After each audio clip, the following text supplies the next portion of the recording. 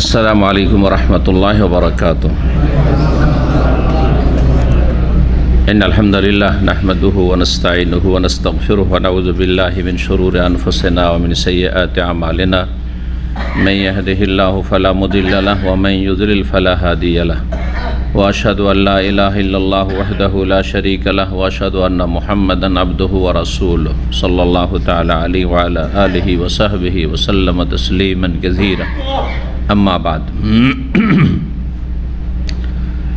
फ़क़द क़ाल इमामुल बुख़ारी रहमहुल्लाहु ताला बाबु इहतिसाबिल आसार बाबु इहतिसाबिल आसार क़ाल हद्दसना मुहम्मद बिन अब्दुल्लाह बिन हौशब क़ाल हद्दसना अब्दुल वहाब क़ाल हद्दसना हुमैदुन अन अनस रज़ियल्लाहु ताला अन्हु क़ाल क़ाल नबी सल्लल्लाहु अलैहि वसल्लम या बनी सलमता अला तहतसिबुना आसारकुम वक़ाल मुजाहिदुन रहमहुल्लाहु ताला फ़ी क़ौलिही ताला व नक्तुबु मा क़द्दमू व आसारहुम क़ाल खुताहुम।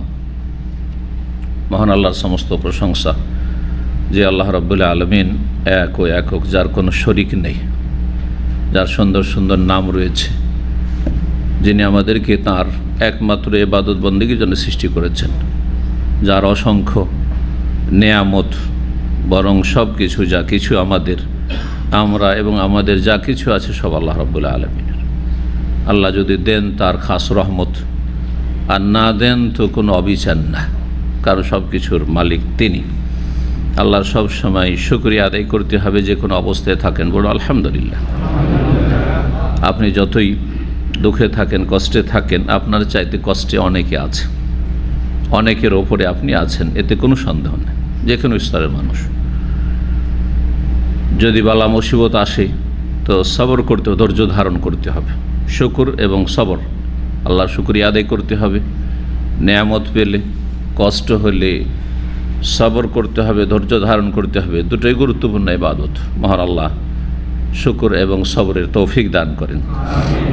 ধারাবাহিক আলোচনা আমাদের সহিহুল বুখারী থেকে সালাতের পর্ব, আর বিশেষ করে কিতাবুল আজান, আজানের পর্ব নম্বর 9, ইমাম বুখারী রাহিমাহুল্লাহর কিতাবের অধ্যায় নম্বর 33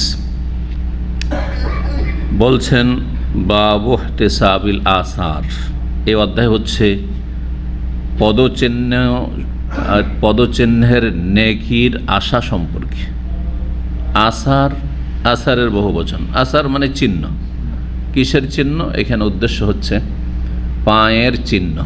পায়ের যে মানুষের ধাপ পড়ে প্রতিটি জায়গায়, যদি নরম মাটিতে, ধুলোতে, বালিতে যদি আপনি পা রাখেন তাহলে পায়ের একটা চিহ্ন পড়বে, পদচিহ্ন।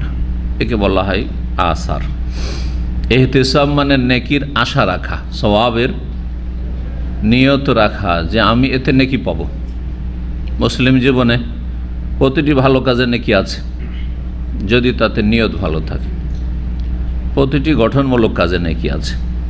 শুধু ইবাদত বন্দেগী সীমিত অর্থে ইবাদত বন্দেগী, অর্থাৎ মসজিদে নেকি, শুধু সালাত নামাজে নেকি, সিয়াম রোজাতে নেকি, যাকাত সাদকাতে নেকি, আর হজ উমরাতে নেকি, এইরকম কিছু নাই। মুসলিম জীবনের প্রতিটি কাজে যদি সেই কাজটি গঠনমূলক হয়, পাপ না হয়, গুনাহ না হয়, আর তাতে সৎ নিয়ত শামিল থাকে, নিয়ত শর্ত, তাহলে তা প্রত্যেকটি কাজে নেকি আছে। যেমন এলেম শিখায় নেকি আছে, দিনে এলেমে সবচাইতে বেশি নেকি রয়েছে। শরীয়তের জ্ঞান অর্জন করেছেন, যা ফরজ প্রতিটি মুসলিমের জন্য। দুনিয়ার এলম হাসিল করেছেন গঠনমূলক, কোনো নাশকতামূলক নয়, আর কোনো অনিষ্টকারী এলম নয়, জি, ক্ষতিকর এলম নয়। যেমন সেহের, জাদু, তারপরে জ্যোতিষী বিদ্যা, এগুলি হচ্ছে হারাম বিদ্যা। এই মন্ত্রতন্ত্র, শিরকি কুফরি শিক্ষা, নাস্তিকতার শিক্ষা, আল্লাহদ্রোহিতার শিক্ষা, এগুলি হচ্ছে হারাম শিক্ষা, যেগুলি দুনিয়া আখিরাতে ধ্বংস করবে। কিন্তু যে কোনো গঠনমূলক শিক্ষা, দুনিয়ার শিক্ষায় শিক্ষিত হচ্ছেন। উদ্দেশ্য, নিয়তটা ভালো হইতে হবে। নিয়ত যদি থাকে পেট, তো শুধু পেট। নিয়ত যদি থাকে যে আমার এটাতে ভালো স্কোপ আছে, ভালো জব পাওয়ার আশা আছে। যেমন আজকাল অধিকাংশ ছেলে মেয়েরা লেখাপড়া করছে কিসের জন্য? কোন সাবজেক্টে লেখাপড়া করলে কত বেশি টাকা ইনকাম করা যাবে, তো ওইটাই পাবে শুধু। ওদের এহতেসাব নেই, মানে নেকির কোনো আশা নেই। কিন্তু একজন মমিন বান্দা যদি ইসলাম সম্পর্কে জ্ঞান রাখে তাহলে তার নেকির আশা, আমি এই উপকারী জ্ঞান অর্জন করে আমি নিজে লাভবান হব, আমার পরিবারকে, আমার বাপ মাকে সুখী করব, আমার ভাই বোনদের সুখী করব, আমার জাতিকে সুখী করব, আমার দেশের আমি কাজে আসব, দেশের সেবা করব, মুসলিম উম্মার সেবা করব, যেখানে থাক মানুষের উপকার করব, অপকার করব না এলিম দিয়ে।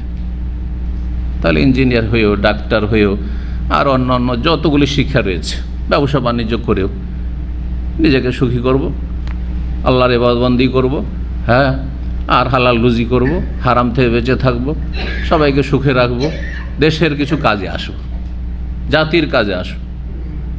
কত সুন্দর নিয়ত। তাহলে দুনিয়া করেও তাতে নেকি আছে। এই জন্য মুমিন যে খাওয়া দাওয়া করে, নিজে খাওয়া দাওয়া করছে, তাতেও নেকি আছে, কিন্তু নেকির আশা রাখতে হবে যে আমি এই হালাল খাবো, হারাম খাবো না, আর এই হালাল খেয়ে দিয়ে আল্লাহর ইবাদতবন্দি করবো, সুস্থ থেকে আল্লাহর ইবাদত করব। ঘুমিয়েও নেকি আছে, ঘুমটা ঠিক টাইমে, আর যেটা পূর্ণ ঘুম সেটা দেব, আর তারপরে আমি 5 ওয়াক্ত সালাত নিয়মিত আদায় করব, পাবন্দি করব, আল্লাহর হক আদায় করব, আর মানুষের হক আদায় করব। ঘুমটা রাত্রে ঠিক হবে, সকালে গিয়ে মালিকের ডিউটিটা ভালো করে আসবো, রুজিটা আমার হালাল হবে, দায়িত্বটা আমার ফরজ আদায় হবে, তার উপরে যেমন বেতন দেওয়া ফরজ, আমার তার ডিউটি করা ফরজ। এই ঈমান, এই বিশ্বাস, এই চেতনা নিয়ে যে কোনো কাজ করে। এই জন্য তো হাদিসে রয়েছে যে তুমি এক লোকমা যদি উঠিয়া দাও স্ত্রীর মুখে, বিনোদন, আমোদ ফুর্তি করছে, সেটাও সাদাকা।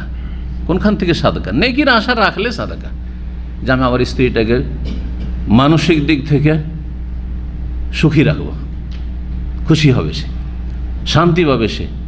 হ্যাঁ, পরের ঘরে এসেছে, যার সাথে কোনো সম্পর্ক ছিল না, অপরিচিত ব্যক্তি, তার সাথে কোনো রক্তেরও সম্পর্ক নেই, কোনো দিন তার সম্পর্কে কল্পনা করেনি, সমস্ত আত্মীয় স্বজন, বাপ মা, প্রিয়জনদেরকে সবকে ছেড়ে চলে এসছে। আসার পরে যাতে করে তার এই অনুভূতি না হয় যে কোথায় আসলাম, এক জায়গা থেকে সে আরেক জায়গায় এমনভাবে অতপ্রত জড়িত হয়েছে যে সে আপনজনকে পেয়ে গেছে জানা। উদ্দেশ্য সৎ হইতে হবে, উদ্দেশ্য সৎ হইতে হবে, তাহলে ওতে নেই। আর শুধু একটু আমোদ ফুর্তি করার জন্য ও খাওয়াচ্ছে আমি খাওয়াচ্ছি, তাতে কিসের নাকি আবার? না না না, এই জন্য ইহতিসাব সবসময় মনে রাখতে হবে। ইহতিসাব কথাটি কোরআনে হাদিসে এসেছে এবং এই শিক্ষা দেওয়া হয়, সেটা হচ্ছে সৎ নিয়ত রাখা, যে কোনো কাজে সৎ নিয়ত, যে কোনো কাজে সৎ নিয়ত। আমি আমার মুসলিম ভাই, আমার ভাষাভাষী, জুমার দিনে যাব, আর তাদের সাথে একটু দেখা সাক্ষাৎ, সালাম দেওয়া, খোঁজ খবর নেব, সুখ দুঃখ জানব, তাতেও নেকি। কিন্তু দুনিয়ার গরজে এসেছেন, কারোর সাথে আড্ডা দিলেন, চলে গেলেন, কিছুই নেকি পেলেন না। দুজনে একই কাজই করলেন, কিন্তু একজন নেকি পেলেন, একজন নেকি পেলেন না। যাই হোক, কথা না বাড়ি, আশা করি বিষয়টি বুঝেছেন। আর বোঝানোর জন্যই বললাম, এহতেসাব মানে নেকির আশা রাখা। বাবু এহতেসাব, এই অধ্যায় হচ্ছে নেকির আশা রাখা সম্পর্কে। কিসে? আল আসার, পদচিহ্নে, পায়ের ধাপে ধাপে। এটা এলিম শেখার ক্ষেত্রে যেমন এসেছেন, গাড়ি করে আসেন, তাতেও নেকি, গাড়ির চাকা ঘুরছে, ওতে নেকি।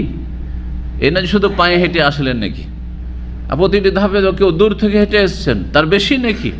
প্রতিটি কদমে একটা গোনা মাফ হইল, একটা নেকি হলো, একটা মর্যাদা উঁচা হইল।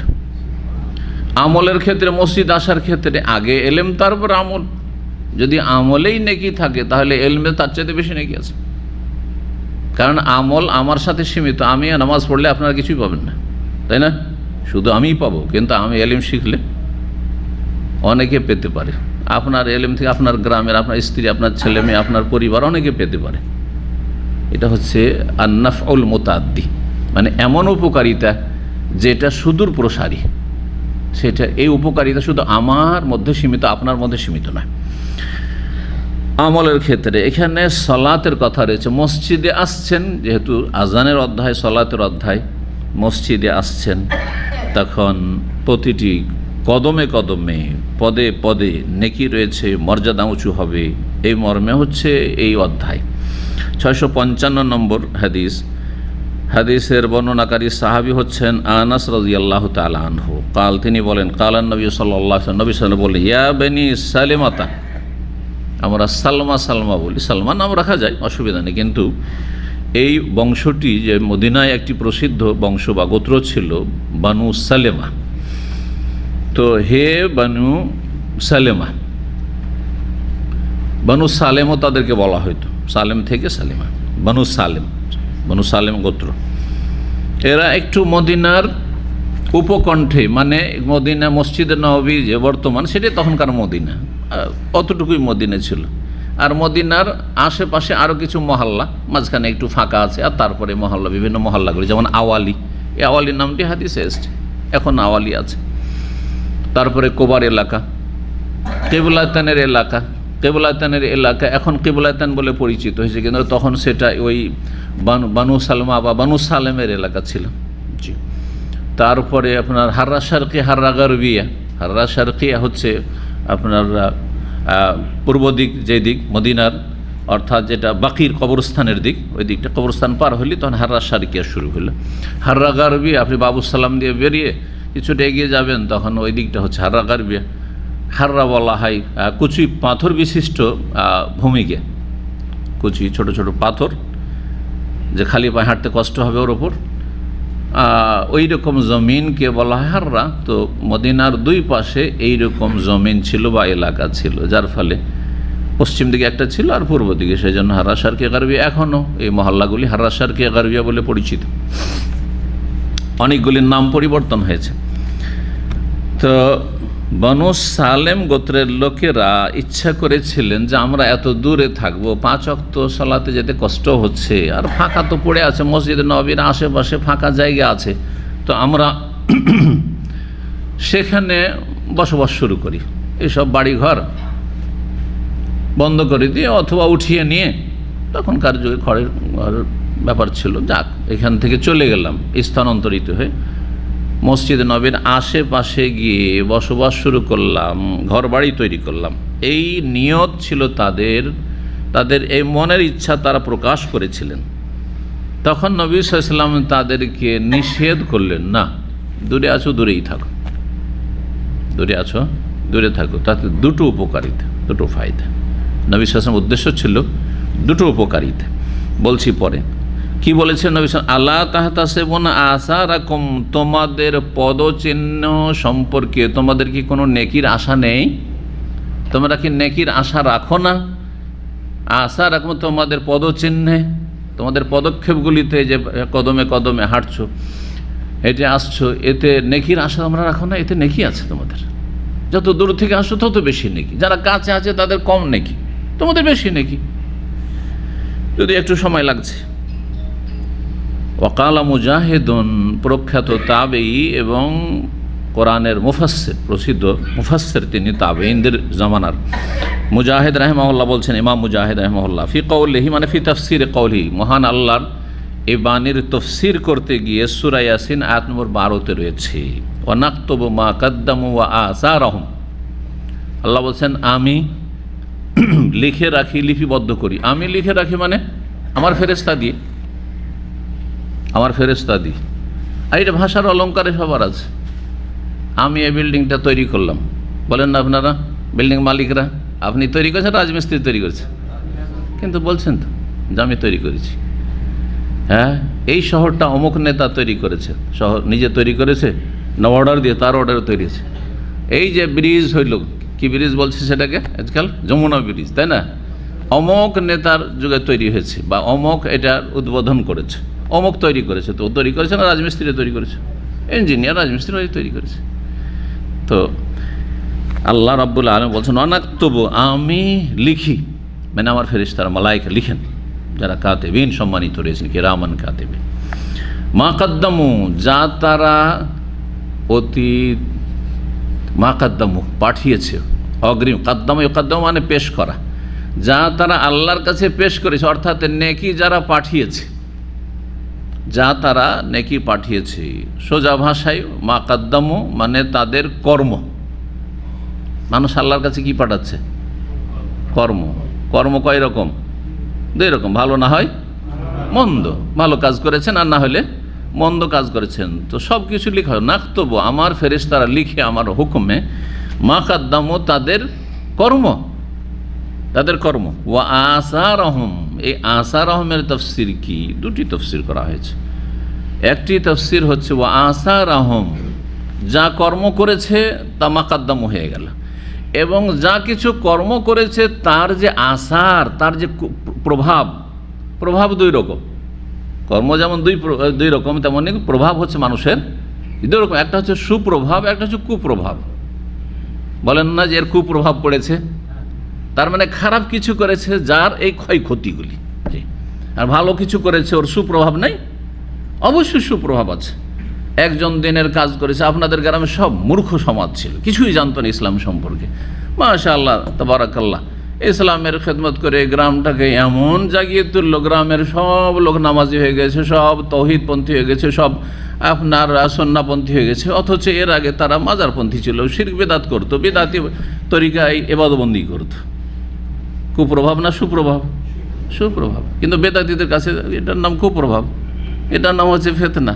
না, এটা ফিতনা না, ওরা হচ্ছে ফিতনা। যারা কোরআন সুন্নাহর বিপরীত পথে চলে তারা হচ্ছে ফিতনাকারী। জি, সুপ্রভাব, মানুষ যখন কোনো ভালো কাজ করে যায় তো তার একটা সুপ্রভাব পড়ে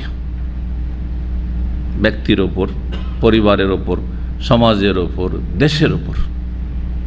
যে যতটা পারে, কারো প্রভাব তার পরিবার পর্যন্ত, ভালো প্রভাব কিন্তু তার পরিবার পর্যন্ত সীমিত, পরিবারটাকে ভালো করতে পেরেছে। কারো প্রভাব গোটা গ্রাম, গোটা অঞ্চল, হ্যাঁ ডিস্ট্রিক্ট, কারো প্রভাব গোটা দেশের ওপর পড়েছে, গোটা বিশ্বের ওপর, গোটা দেশের বা গোটা ভাষাভাষীর ওপর পড়েছে। এই সুপ্রভাব আসার, এগুলি চলে গেছেন ওই লোক, কিন্তু ওনার আসার, ওনার যেগুলো বলা হচ্ছে কৃতকর্ম বা তার যে যা কিছু করেছেন তার যে সুপ্রভাব, জি, এইগুলিকে আসার বলা হয়। তো এটা একটা হয়ে গেল। ও আসার আহম, যা তার সুপ্রভাব পড়েছে, আসার প্রভাব, সেটা ভালো প্রভাব হইতে পারে, খারাপ প্রভাব। তো ভালো পেলে তো মাশাআল্লাহ ভালো, যে ওর ওসিলাতে অনেকে ভালো, সুতরাং এক ভাগ করে নেকি পেতে আছে, এক ভাগ করে নেকি পেতে আছে। কিন্তু যদি খারাপ কাজ করে যায়, কেউ জানতো নয় খারাপ কাজ, এই প্রথম এই কাজ শুরু করে গেছে এলাকায় বা দেশে, সুতরাং যত লোক ওই অপরাধ করবে এক ভাগ করে অপরাধীদের ভাগগুলি এক ভাগ করে প্রথম অপরাধী পেতে থাকবে। এটা হচ্ছে আয়াতের অর্থ। হাদিস দলিল এই ক্ষেত্রে নবী সাল্লাল্লাহু আলাইহি ওয়াসাল্লাম বলছেন যে যত পৃথিবীতে মানুষ খুন হবে, যত পৃথিবীতে মানুষ খুন হবে, সমস্ত খুনের একটা ভাগ, যে খুনি যতটা গুনাহগার হইল, পাপী যতটা পাপ তার আমলনামে আসলো, প্রত্যেক খুনির সমান গুনাহ এক ভাগ কার উপর আসবে? কাবিলের ওপর আসবে। কারণ লিআন্নাহু আউয়ালু মান সান্নাল কাতলা, সেই ব্যক্তি প্রথম খুন চালু করেছে। মানুষকে খুন করা প্রথম এই চালু করেছে। এই যে কুপ্রভাব পড়েছে মানব জাতির ওপর, যে মানুষও মানুষকে খুন করতে পারে আর এইরকম কাজ করে। সমকামিতা জানতো না মাদ্রাসায় অথবা স্কুলে অথবা কোনো প্রতিষ্ঠানে অথবা কোনো একটা মহল্লায়, গ্রামে, এলাকায় প্রথম এক অপরাধী এমন অপরাধ করলো, তখন যুবকরা খারাপ হইতে লাগলো, এই দেখা দেখি খারাপ হইতে লাগলো। এই জন্য যেসব অপরাধগুলি, এটা একটা হেকমত শোনেন, সমাজকে ভালো রাখার জন্য বা পরিবারকে ভালো, যে অপরাধগুলি মানুষের ব্রেনে নেই, ক্রাইমগুলো জানেই না যেগুলো ক্রাইম, এইসব মানুষ করতে পারে, মানুষকে জানাতে যেন না, ওই সব টপিক্সে আলোচনাই করবেন না, ভুলে থাক মানুষ। কিন্তু যখন জেনে গেছে মানুষ, আর আজকাল সোশ্যাল মিডিয়াতে প্রায় অপরাধ ক্রাইম জেনে গেছে, না করলেও, সমাজের লোক না করলেও আপনার তো মুঠোফোনেই আছে, ইন্টারনেটে সব কিছু অপরাধগুলি দেখছেন। সুতরাং যেসব ক্রাইমগুলি হচ্ছে, বিভিন্ন রকমের অপরাধ হচ্ছে, সে সম্পর্কে জাতিকে সতর্ক করা অত্যন্ত জরুরি। জি, ধরেন একটা বাতিল ফিরকা, এখন তার জন্ম হয়েছে পাকিস্তানে অথবা অন্য কোনো দেশে, এখন আলহামদুলিল্লাহ এই রোগ বাংলাদেশে আসেনি, হ্যাঁ, সুতরাং আলোচনা করার প্রয়োজন নেই।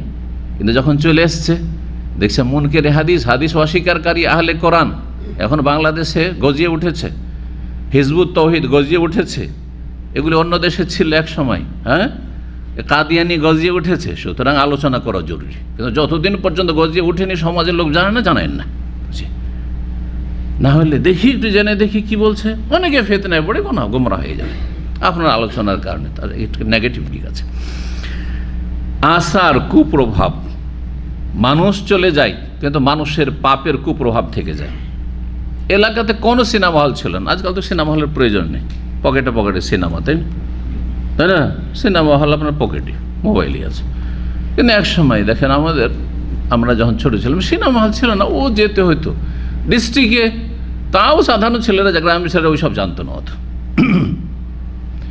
তো ডিস্ট্রিক্টে না হলে থানা প্রপারে ধীরে ধীরে আসলো। জি হ্যাঁ। তো এইভাবে কেউ একটা মুসলিম ধরে সিনেমা হল খুলে গেল। আমার থানাতে এক লোক ছিল, হাজি সাহেব, কিন্তু তার একটা ইনকাম সোর্স ছিল, একটা সিনেমা হল খুলে গেছে, দুনিয়া থেকে চলে গেছে। আমরা তখন ছাত্র জীবনে মাদ্রাসায় লেখাপড়া করতাম, 14-15 বছর বয়স। ওই সময় মনে আছে ভালো করে, তার ছেলেদের মুখ্য রোজগার হচ্ছে এই সিনেমা হল। ওয়ানাক্তবু মা কাদ্দামু, যা কিছু করে গেছে সেটাও লিখা। আর ও আসারাম, যে কুপ্রভাব সিনেমার, যত লোক সিনেমা দেখবে আর যত লোক অশ্লীলতায় ডুবে যাবে নর নারী, আর যত পাপ এখান থেকে হবে আর যত হারাম রুজি হবে, এক ভাগ করে গুনাহ ওই প্রথম ব্যক্তি যে সিনেমা হল খুলে গেছে তার উপর আসতে আছে। আপনার এলাকাতে মাজার ছিল না, কেউ মাজার পূজা করতো না। এক বেদাতি বেরোলেই বক্তা আসলো, হ্যাঁ, পথভ্রষ্ট আসলো, জাহান্নামের দিকে আহ্বানকারী আসলো, আর তারপরে একটা মাজার তৈরি, আল্লাহর ওলি এখানে শুয়ে আছে, একটা মাজার সাজসজ্জিত করে এখানে শুরু হয়ে গেল পূজা, গায়রুল্লাহর পূজা শুরু হয়ে গেল। ওই প্রথম ব্যক্তির উপর যত লোক কিয়ামত পর্যন্ত শিরক কুফরি করতে থাকবে, এক ভাগ করে তার উপর আসতেই থাকবে শিরকের অপরাধ। জি হ্যাঁ, এবার এক এক করে নেন। বেশ্যাখানা ছিল না দেশে, ডিস্ট্রিক্টে ছিল না, প্রথম লাইসেন্স দেওয়া হলো, যেই ব্যক্তি লাইসেন্স প্রথম দিয়েছে আর ওই এলাকায় এইসব বা বেশ্যাখানার বসতি বসিয়েছে, সেই ব্যক্তির ওপর এক ভাগ করে আসতেই থাকবে, আসতেই থাকবে, আসতেই থাকবে। জি, নেবে না, গোনা না, সে অপরাধ না করেও সে অপরাধী। অপরাধ কোন অপরাধ? মানে সরাসরি হয়তো বেশ্যাখানা সে যায়নি, কিন্তু বেশ্যাখানা তৈরি করে দিয়ে চলে গেছে অথবা তার পারমিশন দিয়ে চলে গেছে। এভাবে মদের দোকান, এলাকায় মদের দোকান ছিল না, প্রথমে একজন মদের দোকান খুলে গেছে, আর ওর দেখা দেখি সবাই তখন মদের দোকান খোলা শুরু করলো, অথবা তার ছেলে মেয়েরা ওইটাকে রোজগার হিসাবে নিল। সমস্ত গুনাহ ওই বুড়োর উপর আসতে আছে যে মদের দোকান রেখে গেছে ছেলে মেয়েদের জন্য। ও আসার আহমের একটি তফসির করলাম। আসার মানে আমলের আসার, তাহলে এতক্ষণ।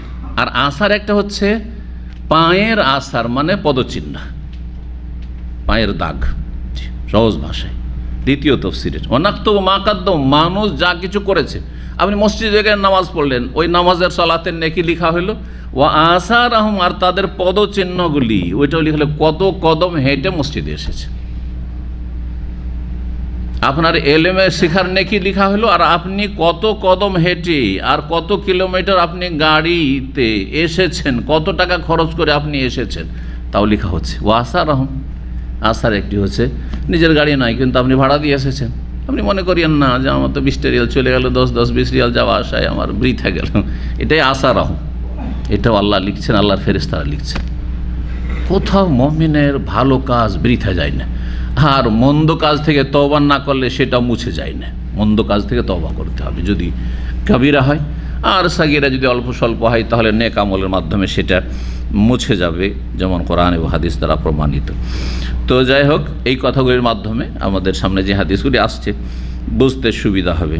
নবী সাল্লাল্লাহু আলাইহি ওয়াসাল্লাম তাই তাদেরকে নিষেধ করলেন, ওয়ানাক্তু মা কাদ্দামু ওয়া আসারহুম, আমি তাদের কর্মগুলি যা কিছু তারা করে আল্লাহর কাছে অগ্রিম পাঠিয়েছে দুনিয়া থেকে, তা লিখি, মানে আমার ফেরেশতাদেরকে দিয়ে। ও আসারহুম, আর তাদের চিহ্নগুলি বা তাদের প্রভাবগুলি, তাদের পদচিহ্নগুলি। দুটি তাফসীর। কালা ইমাম মুজাহিদ রাহিমাহুল্লাহ আসারহুম এই শব্দের ব্যাখ্যা কি করছেন? এই খোতাহুম, খুতওয়াতুন মানে হচ্ছে একটা ধাপ, হ্যাঁ, পদচিহ্ন, পায়ের চিহ্ন। খোতাহুম, জি, খোতওয়াতুনের বহুবচন খোতা। তাদের পদচিহ্নগুলি আমি লিখে রাখি আমার ফেরেশতাদেরকে দিয়ে। 656 নম্বর হাদিস, আনাস রাদিয়াল্লাহু তাআলা আনহু বর্ণিত। ওই হাদিসটি একটু অতিরিক্ত এসেছে ওতে, যাতে আমরা আরও কিছু জানতে পারবো। আন্না বানি সালেমাতা, এই বানু সালেম গোত্রের লোকেরা, আরাদু, তারা ইচ্ছা পোষণ করলো, আইয়া তাহাওয়ালু আন মানাজিলহিম, তাদের যে বসতি রয়েছে মহল্লা, সেখান থেকে তারা স্থানান্তরিত হয়ে মসজিদ নববীর চারপাশে এসে বস্তি স্থাপন করবে বা বসতি স্থাপন করবে। ফায়ানজিলু কারিবা মিনান নবী সাল্লাল্লাহু আলাইহি ওয়াসাল্লাম, অতঃপর তারা নবী সাল্লাল্লাহু আলাইহি ওয়াসাল্লামের আশেপাশে বসবাস শুরু করবে। কে চায় নবী সাল্লাল্লাহু আলাইহি ওয়াসাল্লাম বাড়ির আশেপাশে বাড়ি বাঁধবো, খালি জায়গা পড়ে আছে কিনে নেবো, ওখানে বাড়ি করব। যেমন আজকাল লোকেরা শহরমুখী হয়েছে, আজকাল কোথায় ভালো লোকেরা আছে ওর কাছে গিয়ে বাড়ি বাঁধবো এরকম লোক পাওয়া মুশকিল আজকাল। হ্যাঁ, এইটা এই যে এলাকাটা হচ্ছে না, এটা হচ্ছে ভিআইপি এলাকা, সুতরাং ওখানে গিয়ে বাড়ি করবো। যারা শহরে আছে শহরের ভিতরে ভিআইপি এলাকা আছে, নিচু মানের এলাকা, এগুলো চলো ভিআইপি এলাকা। আর যারা গ্রামে আছে, গ্রামে আর থাকতে চায় না, মেলা ফ্যাসিলিটি থেকে বঞ্চিত থাকে, চলো শহরে বাড়ি বাঁধি। টাউন, গ্রাম থেকে, টাউন থেকে যারা টাউনে আসে বলছে আর টাউনে না, সিটিতে চলো। জি হ্যাঁ, সেখানে বিভিন্ন রকমের সুযোগ সুবিধা, তো সমস্ত দুনিয়ার স্বার্থ, ঠিক আছে, নাজায়েজ কিছু নয়, কিন্তু তার চাইতে বড় স্বার্থ হইতে হবে দ্বীনি স্বার্থ, দ্বীনি উদ্দেশ্য। আমার সেখানে ইমান ইসলাম, আমার ছেলেমেয়েদের ইমান ইসলাম সুরক্ষিত থাকবে।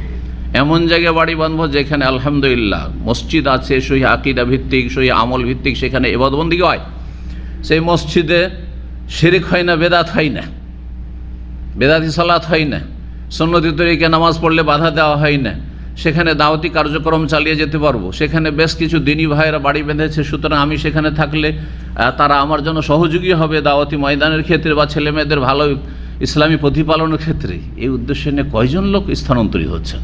যদি করেন তো ভালো কথা, আর যদি না করেন তাহলে অবশ্যই আপনার মধ্যে দোষ আছে। তো তারা নবী সাল্লাল্লাহু আলাইহি ওয়াসাল্লামের আশেপাশে চলে আসতে চাইলো, যে এখানে এসে বসবাস শুরু করব।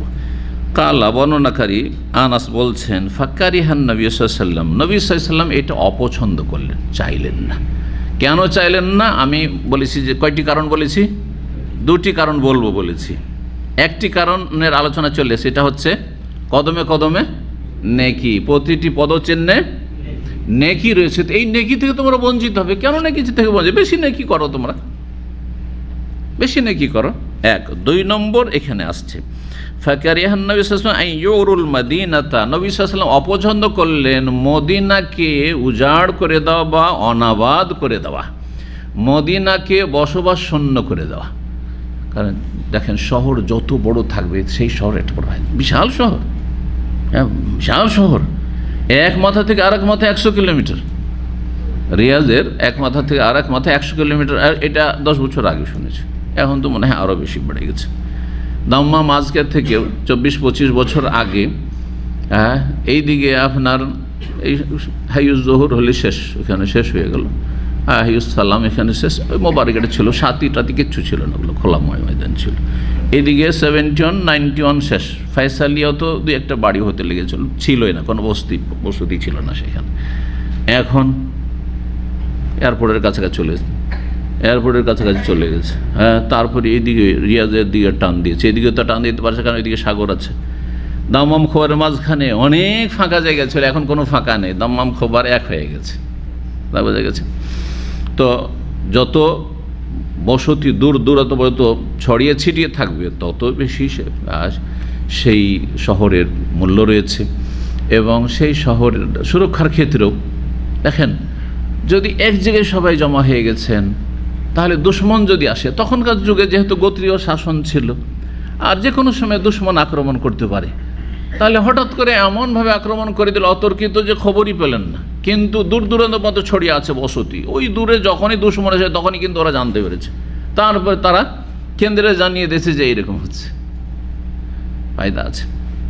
এই জন্য নবী সাল্লাল্লাহু আলাইহি ওয়াসাল্লাম চাইলেন না যে মদিনার উপকণ্ঠে আশেপাশে যারা বাস করে দূরে, তারা একবারে কাছে মসজিদ নবীর কাছে চলে আসুক, এটা পছন্দ করলেন না। মদিনা যে বসবাস রয়েছে দূর দূরান্ত পর্যন্ত ছড়িয়ে ছিটিয়ে, সেটা সেই এলাকাগুলি যেন শূন্য না হয়ে যায়, এটি হচ্ছে দ্বিতীয় কারণ। ফাকালা বললেন নবী সাল্লাল্লাহু আলাইহি ওয়াসাল্লাম, আল্লাহ তাহতাসিবুনা আসারাকুম, তোমাদের পদচিহ্নগুলি সম্পর্কে তোমরা নেকির আশা রাখো না, যে তোমাদের কদমে কদমে যে নেকি রয়েছে এই আশা রাখো আল্লাহর কাছে। কালা মুজাহিদ, ইমাম মুজাহিদ রাহিমাহুল্লাহ বলছেন, খোতাহুম আসারহুম, তাদের পদচিহ্নগুলি হচ্ছে আসার, আসারের তাফসীর হচ্ছে এটি, ওয়াল মাশি ফিল আরদি বিআরজুলিহিম, আর পায়ে হেঁটে যাওয়া, পায়ে হেঁটে যাওয়া, পায়ে হাঁটার যদি ওইরকম দূরত্ব হয় তাহলে পায়ে হেঁটে, এটা উত্তম। ধরেন আপনি 5 মিনিট বা 7 মিনিটে মসজিদ পৌঁছতে পারবেন, বা 10 মিনিটই লাগবে ধরেন, আর ঠান্ডার সময় সেখানেও যদি মনে করেন যে না রে ভাই গাড়ি আছে কেন হাঁটবো, বসেন গাড়িতে, করছেন কিন্তু অনেকে যারা নিজের গাড়ি রাখছেন প্রাইভেট অথবা ট্যাক্সি চালাচ্ছেন, ভাই ওখান থেকে চলে যাবো আমি ডিউটিতে, সেটা আলাদা কথা। কিন্তু না, গাড়ি আছে, এত অলসের অসল বিল্ডিংয়ে নেমে বসেন গাড়িতে, মসজিদে গেলেও গাড়ি, অথচ 5 থেকে 7 মিনিটে পৌঁছতে পারবেন না, এরকমটা করবেন না। এর চাইতে উত্তম যে আপনি হেঁটে যাবেন, এতে বেশি নেকি রয়েছে। কিন্তু ধরেন হেঁটে গেলে 15 মিনিট লাগবে, আপনি গিয়ে হয়তো প্রথম রাকাত তাকবীর তাহরিমা পাবেন না, অথবা আপনি 2 রাকাত তাহিয়াতুল মসজিদ পাবেন না। আপনি এইসব আশা নিয়ে আপনি গাড়িতে চলেন, গাড়িতে যাই, অবশ্যই সেটা ভালো। তখন তো পায়ে হাঁটার বিষয়টি, বিশেষ করে যদি পায়ে হেঁটে যাওয়া সময়, এই জন্য ঈদের সালাতের ক্ষেত্রে সুন্নাত হচ্ছে পায়ে হেঁটে যাও। কিন্তু পায়ে হাঁটার দূরত্বে যদি ঈদগাহ থাকে, তাহলে দূরে থাকে তাহলে অসুবিধা নেই গাড়িতে চললে। 34 নম্বর অধ্যায় বাবু ফজলে সলাতিল এশা ফিল জামাত, জামাত সহকারে এশার সলাত পড়ার ফজিলত সম্পর্কে এই অধ্যায়। 657 নম্বর হাদিস, হাদিসের বর্ণনাকারী আবু হুরায়রা রাদিয়াল্লাহু তাআলা আনহু বলছেন, কালান নবী সাল্লাল্লাহু আলাইহি ওয়াসাল্লাম, নবী সাল্লাল্লাহু আলাইহি ওয়াসাল্লাম বলছেন, লাইসা সলাতুন আসকাল আলাল মুনাফিকিন মিনাল ফজর ওয়াল ইশা, মুনাফিকদের ওপর ফজর আর এশার চাইতে ভারী সালাত, ভারী নামাজ আর কোনো নামাজ নেই। মুনাফিকদের জন্য, যাদের অন্তরে কপটতা আছে, মুনাফিকি আছে, ইসলামের প্রতি ভক্তি নেই, নামাজের প্রতি ভক্তি নেই, পড়ে কাউকে খুশি করার জন্য, আর না হলে কারো চাপের মুখে ভয়ে, জি এটা হচ্ছে বড় মুনাফিকি। একেবারে নামাজ পড়বে না, যদি পড়ে হয় কিছু পাওয়ার আশায়, না হয় কিছু অনিষ্ট থেকে, ক্ষতি থেকে বাঁচার আশায়, এটা হচ্ছে বড় মুনাফিকি। ভালো করে শোনেন, একেবারে নামাজ পড়তো না, কিন্তু শ্বশুর বাড়ি গেছে, নামাজ না পড়লে স্ত্রী কেড়ে নিতে পারে, বা স্ত্রী হয়তো ভাত খাবে না, থাকবে না, বেনামাজির কাছে থাকবে না। আজকাল অনেক মেয়েরা মাশাআল্লাহ দিনদার হচ্ছে, তো এই জন্য তাহলে স্ত্রীর ভয়ে নামাজ পড়ছে, বা শ্বশুর সাহেবের ভয়ে নামাজ পড়ছে, সমাজের ভয়ে নামাজ পড়ছে, এখানে অনেক প্রবাসী আছে কফিলের ভয়ে নামাজ পড়ছে, অথবা কফিল নামাজি ওয়ার্কারকে খুব পছন্দ করে, আর মাঝে মাঝে হাদিয়া বকশিসও দেয়। তো হয় লোভ, আর না হইলে ভয়। এই দুটো যদি কাজ করে নামাজ পড়ার ক্ষেত্রে, তাহলে সেই ব্যক্তি বড় মুনাফিক, কারণ টোটালি সে নামাজি নয়।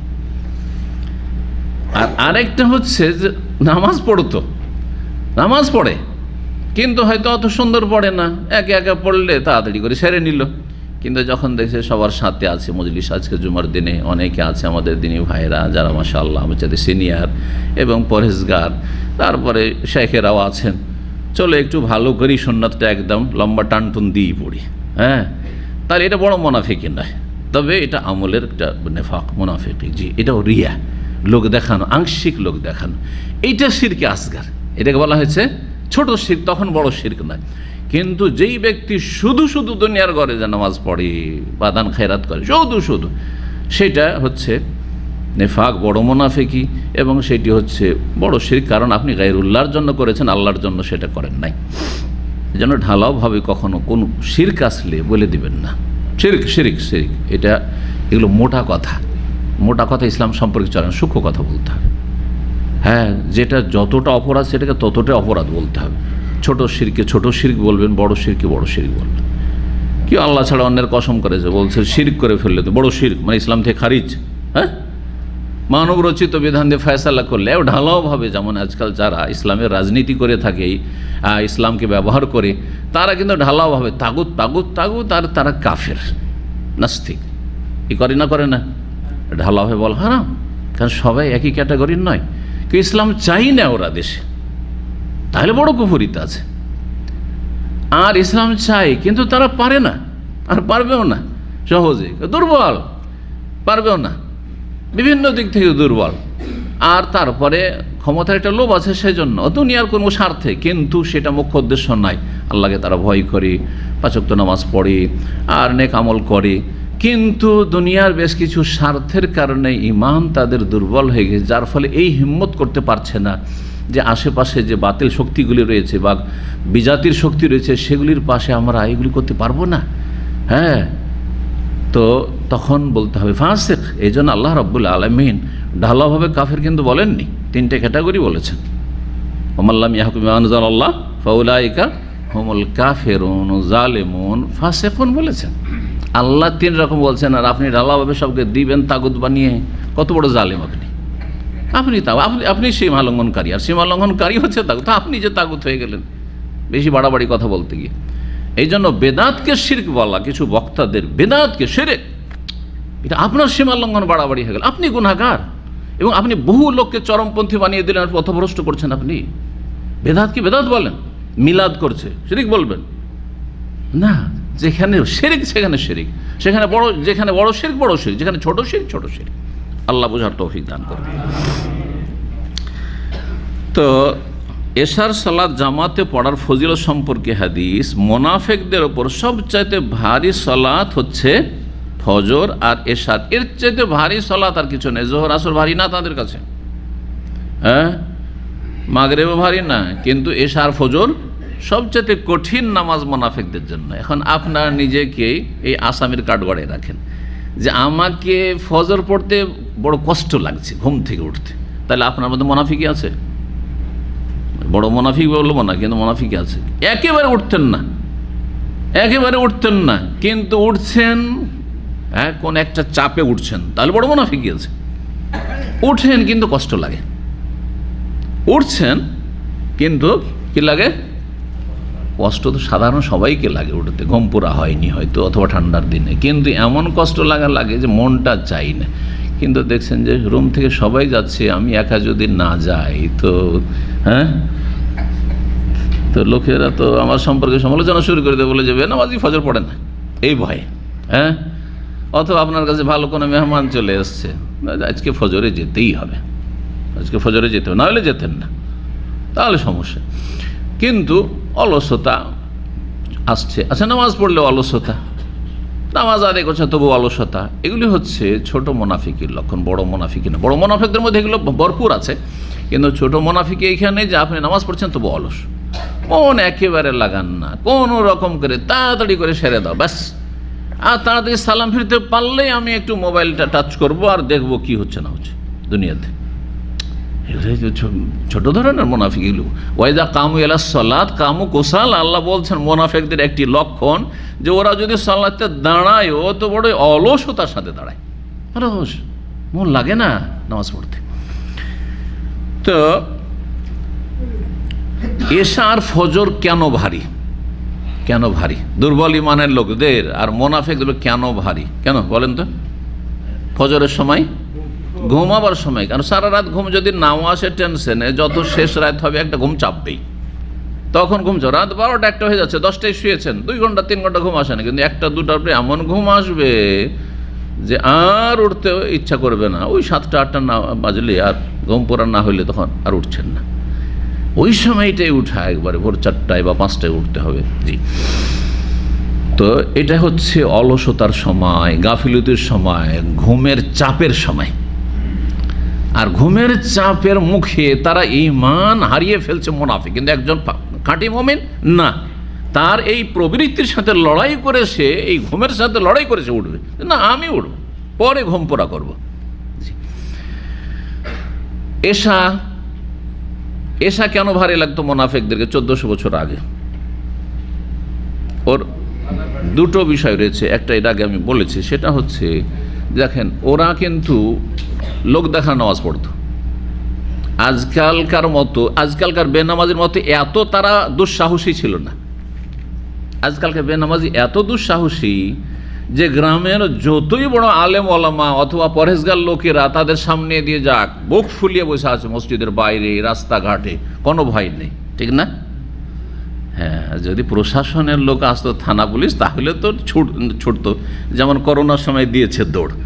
আছে মাস্ক নাই অথবা আরও কিছু নাই, যেসব সোশ্যাল যেসব বিধিনিষেধ ছিল বা স্বাস্থ্য বিধিনিষেধ ছিল সেসব নাই, আর লাঠি নিয়ে যখন পিটনি দিচ্ছে সবকে, কীভাবে দৌড় দিচ্ছে সব, কেউ হোন্ডা ছেড়ে দৌড় দিচ্ছে, কেউ সাইকেল ছেড়ে দৌড় দিচ্ছে, দেখেছেন তো এই সবগুলো বিভিন্ন দেশে।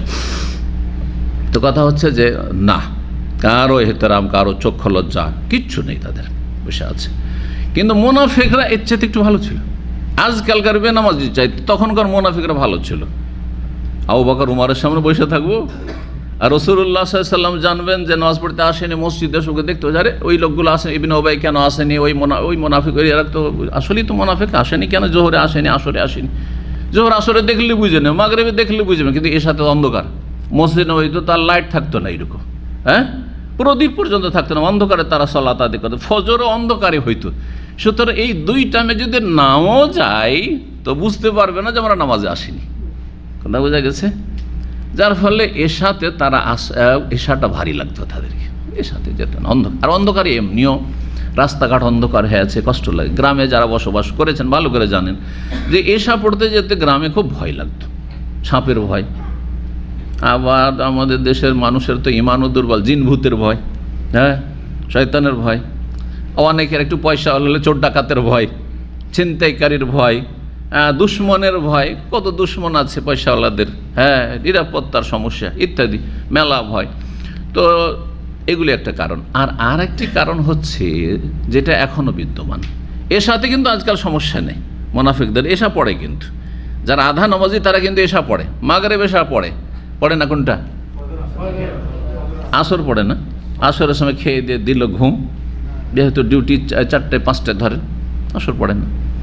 তারপর অনেকে জোহর পড়েন না, ব্যাচেলার যারা আপনারা, হ্যাঁ, ফ্যামিলি থাকলে তো পাকশা করতে, এখন নিজে পাকশা করতে ভাবছেন যে নামাজ পড়তে যাবো, আধা ঘন্টা লস হবে, চল দোকানটা বন্ধ করেছি, এখন পাক করি।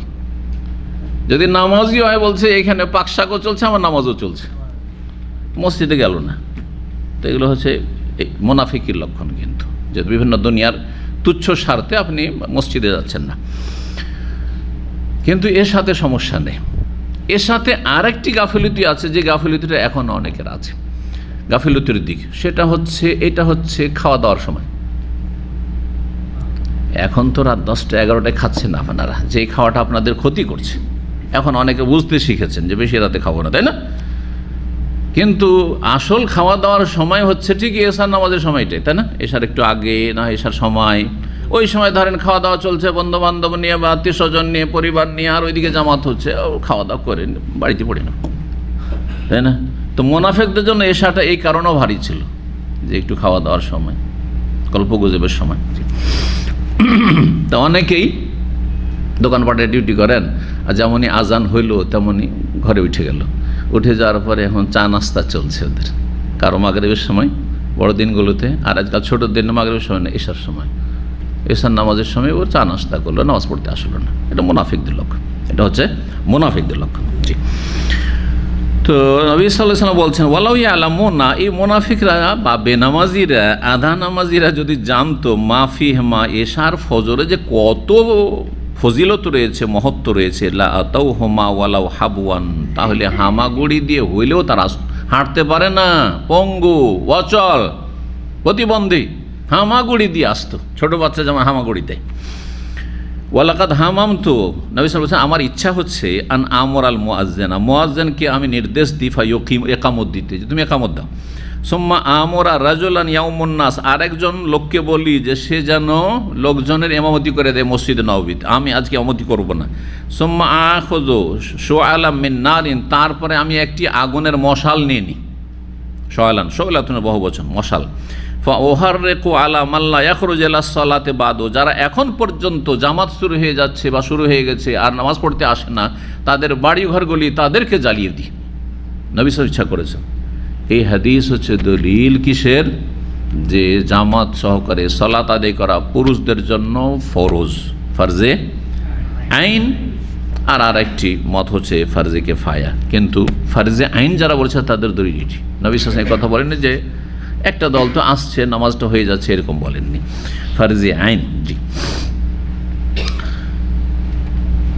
35 নম্বর অধ্যায়, বাবুন, এই অধ্যায় হচ্ছে ইসনানে ফামা ফাওকাহুমা জামাতুন, জামাত করার জন্য কয়জন লোক লাগবে? একটা জামাতের জন্য সর্বনিম্ন কয়জন প্রয়োজন? 2 জন। হ্যাঁ, 3 জন হলে আরও ভালো, কিন্তু সর্বনিম্ন 2 জন হলেই কি চলবে?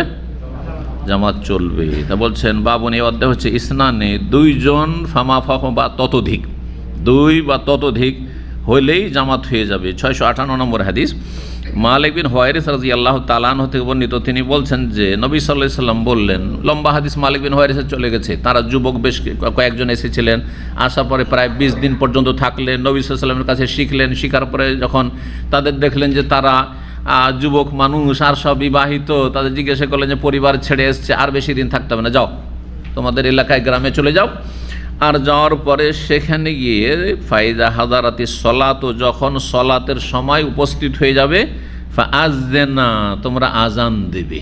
আজান দেবে মানে যে কোনো একজন আজান দেবে।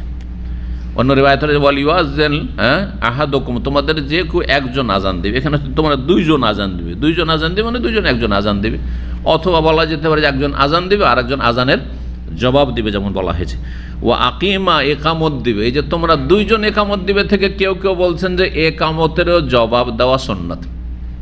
যেমন আজানের জবাব দেওয়া সুন্নাত, তেমনি একামতের জবাব দেওয়াও সুন্নাত, কিন্তু বিষয়টি মতভেদপূর্ণ। আরেক দল বলছেন যে একামতের জবাব দেওয়ার স্পষ্ট কোনো দলিল নেই, তবে সৌদি আরবের অনেক বড় শেখেরা বলছেন যে একামতের জবাব দেওয়া মুস্তাহাব বা ভালো, আল্লাহু আলাম। সুম্মা লিয়া উম্মাকুমা আকবারুকুমা, তোমাদের দুইজনের ইমামতি কে করবে? তোমাদের মধ্যে যে বড় সে ইমামতি করবে, যেহেতু এলেমের ক্ষেত্রে সমান, দুইজনই ধরেন একই পর্যায়ের শিক্ষা দীক্ষায়, দ্বীনের জ্ঞানের ক্ষেত্রে, তাহলে যে বয়সে বড় সে। কিন্তু এলেমে যদি বড় হয়, কোরআনের হেফজু বেশি আছে, তাহলে সেই ব্যক্তি তখন অগ্রাধিকার পাবে। যেমন বিস্তারিত আলোচনা এর পূর্বে এই বিষয়গুলি তো হয়ে গেছে। 36 নম্বর অধ্যায় বলছেন বাবু, এই অধ্যায় হচ্ছে মান জালাসা ফিল মসজিদ, কেউ যদি মসজিদে বসে যায়, ইয়ান্তাজিরুস সালাত, সালাতের অপেক্ষায়, ওয়াফাজুল মাসাজিদ, আর মসজিদের ফজিলত সম্পর্কে, মসজিদে অবস্থানের ফজিলত আর মসজিদের ফজিলত সম্পর্কে 659 নম্বর হাদিস আবু হুরায়রা রাদিয়াল্লাহু তাআলা থেকে বর্ণিত। তিনি বলছেন আন্না রাসূলুল্লাহ সাল্লাল্লাহু আলাইহি ওয়াসাল্লাম বলেছেন, ইন্নাল মালায়েকাতা তুসাল্লি আলা আহাদিকুম, নিশ্চয় ফেরেশতারা তোমাদের জন্য দোয়া করতে থাকে। মা দামাফি মুসাল্লাহ, যতক্ষণ পর্যন্ত কোনো ব্যক্তি নিজের সলাতের যে মুসাল্লায় বসে থাকে, মসজিদে সলাতের যে নামাজে যাই বসে আছেন, নামাজের আগে থেকে বসে আছেন, অথবা এক নামাজের পরে আরেক নামাজের জন্য বসে আছেন, গিয়েছেন মসজিদে, এখন ইমাম আসেনি, একামতের সময় হয়নি, আধা ঘন্টা ধরেন ফজরের সময় আছে, 10 মিনিট 20 মিনিট সময় আছে, আপনি যেন সলাতের নেকি পাচ্ছেন। আর ফেরেশতারা দোয়াও করছে, ফেরেশতারা দোয়া করছে। এখানে দোয়ার কথা হল ফেরেশতার কতক্ষণ, মালাম ইউদ, যতক্ষণ পর্যন্ত উযু নষ্ট না হবে। ধরেন নামাজের পরে বসে আছেন, জোহর পড়ে অথবা মাগরিব পড়ে বসে আছেন, অনেকে মাগরিব পড়ে যেহেতু মসজিদে বসে থাকেন, সময়টা কম, মনে করছেন যে কাজ কাম নাই, সারাদিন তো ডিউটি করে চলে এসেছি, এসা পড়ে একবারই বেরোবো, যতক্ষণ উযু আছে ততক্ষণ কিন্তু ফেরেশতা দোয়া করছে। তাহলে উযু অবস্থায় মসজিদে বসে থাকাটা হচ্ছে উত্তম, জায়েজ আছে বসে থাকা বিনা উযুতে, কিন্তু ওই ফেরেশতার দোয়াটা পাবেন না আপনি। ফেরেশতার যদি দোয়া পেতে হয় তাহলে বা উযু বসে থাকবেন উযু অবস্থায়। বলছেন কি দোয়া করেন? আল্লাহুম্মা আগফিরলাহু, আল্লাহ এই লোককে মাফ করে দাও, আল্লাহুম্মা রাহমু, এর উপর দয়া করো। তারপরে বলছেন লা ইয়াজালু আহাদুকুম ফি সালাত, দ্বিতীয় ফজিলত একটা হচ্ছে ফেরেশতার দোয়া পেলেন, ফেরেশতা আপনার জন্য ক্ষমা চাইছে, আল্লাহর কাছে রহমত চাইছে, যাদের দোয়া কবুল হয়। দ্বিতীয় ফজিলত লা ইয়াজালু আহাদুকুম ফি সালাতিন, তোমাদের যে কোনো ব্যক্তি সলাতেই যেন আছে, মা দামাতিস সালাতু তাহবে, যতক্ষণ সলাত তাকে সেখানে বদ্ধ করে রেখেছে, সলাত তাকে ধরে রেখেছে সলাতের অপেক্ষায়, যে এসা পড়বো তারপর যাব, হ্যাঁ, অথবা যতক্ষণই লাগুক না, একামত যখনই হোক না কেন, আজানের আগেই চলে গেলাম, আজানের সাথে সাথে চলে গেলাম, যখনই শুরু হোক, আমিও দেখবো না যে একামত হচ্ছে তখন যাবো, এই এমন নয়। কিন্তু অনেক লোকেদের এই রোগ, মসজিদের আশেপাশে চলে এসেছে, তার মসজিদের আশেপাশে পার্ক আছে, ঘোরাঘুরি করছে, না মসজিদের বাইরে মোবাইল নিয়ে ঘোরাঘুরি করছে, আর যখন একামত হবে তখন মসজিদে ঢুকবে। ওরা কিন্তু এইসব নেকি থেকে বঞ্চিত। জি, বলছেন মা দামাতিস সালাত, যতক্ষণ তাকে সলাত থেমে রেখেছে, লা ইয়ামনাহু আন ইয়ানকালিবা ইল্লা সালাত, তার পরিবারের কাছে, স্ত্রী আছে ঘরে, ছেলে মেয়ে আছে, হ্যাঁ আদরের, তাদের কাছে ফিরতে বাধা কি? বলছে বাধা হচ্ছে সালাত, আমি নামাজ পড়েই তারপরে যাব, নামাজ পড়েই যাব। তাহলে ফেরেশতার দোয়া পাবে আর কন্টিনিউস সালাতের নেকি। যদি এমনিও বসে থাকে, এমনি বসে আছে, কোনো জিকির আজকার করে না, কোনো কোরআন তেলাওয়াত করে না, তারপরেও সালাতের নেকি, নফল সালাতের নেকি পেতে থাকবে। 660 নম্বর হাদিস আবু হুরায়রা রাদিয়াল্লাহু তাআলা থেকে বর্ণিত, নবী সাল্লাল্লাহু আলাইহি ওয়াসাল্লাম বলেছেন সাবআতুন ইউযিল্লুহুমুল্লাহু ফি যিল্লি, 7 প্রকারের মানুষ আছে এমন যাদেরকে আল্লাহ তার বিশেষ ছায়া দান করবেন, তার ছায়া দান করে। তার ছায়ার মানে কি? আজকে বিষয়টা একটু সুন্দর করে বলি আর একবারে এমন স্পষ্ট করে খুলে বলি যাতে এরপরে আর কোনো রকমের অস্পষ্টতা না থাকে। সম্ভাবনা 3টি, অর্থের সম্ভাবনা হচ্ছে, অর্থ 3টি হতে পারে, 3টির মধ্যে একটি ভুল অর্থ, যেটা ইসলাম বিরোধী অর্থ, আর দুটো হচ্ছে ঠিক। কথা বুঝলেন আমার? যে দুটো ঠিক অর্থ বলি, সঠিক অর্থ হচ্ছে দুটো, আর দুটোই অর্থ করেছে দুই শ্রেণীর ওলামারা। কেউ এই অর্থটিকে পছন্দ করেছে, কেউ আর একটি অর্থকে পছন্দ করেছে। শাইখ ইবনে উসাইমিন রাহিমাহুল্লাহ যে অর্থটি পছন্দ করে সেটা হচ্ছে সাবআতুন ইউযিল্লু, 7 প্রকারের লোককে আল্লাহ তার ছায়া দেবেন, মানে তার স্পেশাল সৃষ্টিকৃত ছায়া দেবেন। আল্লাহর খাস বিশেষ ছায়া, ওই যে বিশেষ অর্থ যেন করেন, বিশেষ ছায়া, যেই ছায়া আল্লাহ হাশরের মাঠে তৈরি করবেন সেই ছায়া আল্লাহ কি করবেন? দেবেন। বুঝতে পারলেন না? এমন ছায়া দেবেন যেই ছায়া আল্লাহ কি করবেন? তখন সৃষ্টি করবেন, তৈরি করবেন বান্দাদের জন্য, এই 7 প্রকারের মানুষের জন্য। আরও কিছু প্রকার আছে, অন্য রিবায়াতে রয়েছে, কিন্তু এখানে 7 রয়েছে। আর দ্বিতীয় দল বলছেন যে না, 7 প্রকারের লোককে আল্লাহ ছায়া দেবেন মানে ফিজিল্লাহি, মানে ফিজিল্লা আরশি, আরশের ছায়া দেবেন। কার ছায়া দেবেন? যেই দিন আল্লাহর আরশের ছায়া ছাড়া অন্য কোনো ছায়া হবে না। এই অর্থটি আপনারা শুনেছেন, তাই না? বা দুটি হয়তো শুনেছেন, যদি আমার আলোচনা শুনেছেন তো দুটোই শুনেছেন। আরশের ছায়া দেবেন, এই আরশের ছায়ার প্রমাণে মুসনাদ আহমদে হাদিস রয়েছে, একাধিক হাদিস রয়েছে, তার মধ্যে একটি হাদিস রয়েছে সেখানে আরশের কথা রয়েছে। এই হাদিসে কিন্তু কোথাও আরশ শব্দটি আসেনি 7 প্রকারের মানুষ সম্পর্কে, কিন্তু ওখানে রয়েছে আল মুতাহাব্বুনা বিজালালি, যারা আল্লাহর জন্য একে অপরকে ভালোবাসে। আপনারা অনেক মানুষকে ভালোবাসেন কিসের জন্য? দুনিয়ার একটা পয়সারও কিন্তু গরজ তার সাথে নেই। কি স্বার্থ তার সাথে? রক্তেরও কোনো সম্পর্ক নেই, তাই না? এমনকি রং বর্ণেরও সম্পর্ক নেই, দেশেরও সম্পর্ক নেই, ভাষারও সম্পর্ক নেই, তারপরেও লোকটাকে ভালোবাসেন আপনি। কিসের জন্য? বেজালালি, আল্লাহর জন্য ভালোবাসেন। রাসূলুল্লাহ সাল্লাল্লাহু আলাইহি ওয়াসাল্লামের ভালোবাসা কার জন্য? আল্লাহর জন্য, তাই না? সাহাবায়ে কেরামদের ভালোবাসা, আবু বকর, ওমর, ওসমান, আলীর ভালোবাসা কার জন্য? উম্মাহাতুল মুমিনিনদের ভালোবাসা, আবু হানিফা, শাফি, মালিক, আহমদের ভালোবাসা, ইমাম বুখারীর ভালোবাসা, ইসলামের খাদেমদের ভালোবাসা, যারা কোরআন শোনায় তাদের ভালোবাসা। কিসের জন্য? কেউ টাকা দিয়েছে, জমি জায়গা দিয়েছে না দেবে? কেউ দেয়নি, আর দেবেও না। আর দিতে পারবও না, দিতে পারলেও দেবে না, আর দিতেও পারবে না। তো কথা হচ্ছে যে কিন্তু ভালোবাসছেন আপনি। আল্লাহ বলছেন ওজিল্লুহুম ফি জিল্লি আরশি, আমার আরশের ছায়ায় তাদেরকে জায়গা দেব, যারা আল্লাহর জন্য একে অপরকে ভালোবাসবে। আল্লাহর জন্য যারা ভালোবাসবে, দ্বীনের খাতিরে ভালোবাসে, ইসলামের খাতিরে ভালোবাসে, তাওহীদ সুন্নাতের খাতিরে ভালোবাসে, তাদেরকে। তো আরশ শব্দটি ওখানে রয়েছে, হাদিসগুলি সহিহ। তো এই অর্থ, আর এই অর্থটি লাজনা দায়মা, যে সৌদি আরবের যে স্থায়ী ফতোয়া কমিটি রয়েছে হায়াত কেবাল উলামার, তারা এই অর্থটি করেছেন বা এই অর্থটিকে প্রাধান্য দিয়েছেন। দুটো অর্থ সহি, তাহলে দুটোই ঠিক, দুটোই বলতে পারেন বা যে কোনো একটা বলতে পারেন। তৃতীয় অর্থ যদি কেউ করে সেটি জায়েজ নয়, এবং সেটি হচ্ছে ইসলাম বিরোধী আকীদা, ইসলামী আকীদা বিরোধী। শাব্দিক অর্থ, 7 প্রকারের মানুষ আছে, তাদের দেখেন হাদিস আছে ইউজিল্লুহুমুল্লাহু ফি জিল্লি, আল্লাহ তার ছায়া দেবেন। তার ছায়া মানে আল্লাহর সত্তার, আল্লাহর জাতের ছায়া। যদি কেউ মনে করে যে আল্লাহর ছায়া, তাহলে এটা কুফরি আকীদা হয়ে যাবে। আল্লাহর ছায়া বলাটা কি হয়ে যাবে? আমাদের দেশের বেদাতি সমাজ বলে নবীর কোনো ছায়া ছিল না, এটা ভুল কথা। নবী মানুষ, নবী সৃষ্টির ছায়া আছে, কিন্তু স্রষ্টা যিনি রব, যিনি খালেক, সৃষ্টিকর্তা, তার ছায়ার কথা বলা যাবে না। কথা বোঝা গেছে না? সুতরাং এটি কুফরি আকীদা। কেউ যদি আল্লাহর ছায়াতে বসবাস করবে তাহলে এটি কুফরি আকীদা, এটি হচ্ছে কুফরি আকীদা। কারণ কেন কুফরি আকীদা আর ইসলামের সাথে সাংঘর্ষিক? ছায়া কখন পড়ে? যখন সূর্য আর আপনার মাঝখানে কোনো কিছু আর সৃষ্টি করবে, তাহলে না ছায়া হবে। বুঝতে পারছেন না? এই যে এখানে ছায়া, কেন ছায়া? বাইরে তো রোদ আছে, ছাদ আছে আপনার মাথার উপরে। তাহলে আল্লাহর ছায়া যদি হয় তো আল্লাহর উপরে কি আছে? সূর্য। তাহলে সূর্য আল্লাহর সৃষ্টি না? তাহলে সৃষ্টি আল্লাহর উপরে নাকি? না, এটা একবার ইসলাম বিরোধী কথা। আল্লাহ রাব্বুল সমস্ত সৃষ্টির ঊর্ধ্বে, সাব্বিহ ইসমা রাব্বিকাল আলা, আলা, তিনি আলা, সুউচ্চ, সুমহান, সব কিছুর ঊর্ধ্বে আল্লাহ রাব্বুল আলামিন, সমস্ত সৃষ্টি থেকে পৃথক, সৃষ্টিতে একাকার নয়, আর সৃষ্টি তার ওপরেও না। সুতরাং এই অর্থ হচ্ছে ইসলাম বিরোধী, যার ফলে শুধু শব্দের অর্থ করলে হবে না, আর শুধু অনুবাদ করে দিলে হবে না, আর অনুবাদ পড়লে হবে না, বোঝার চেষ্টা করতে হবে। আল্লাহ তৌফিক দান করেন।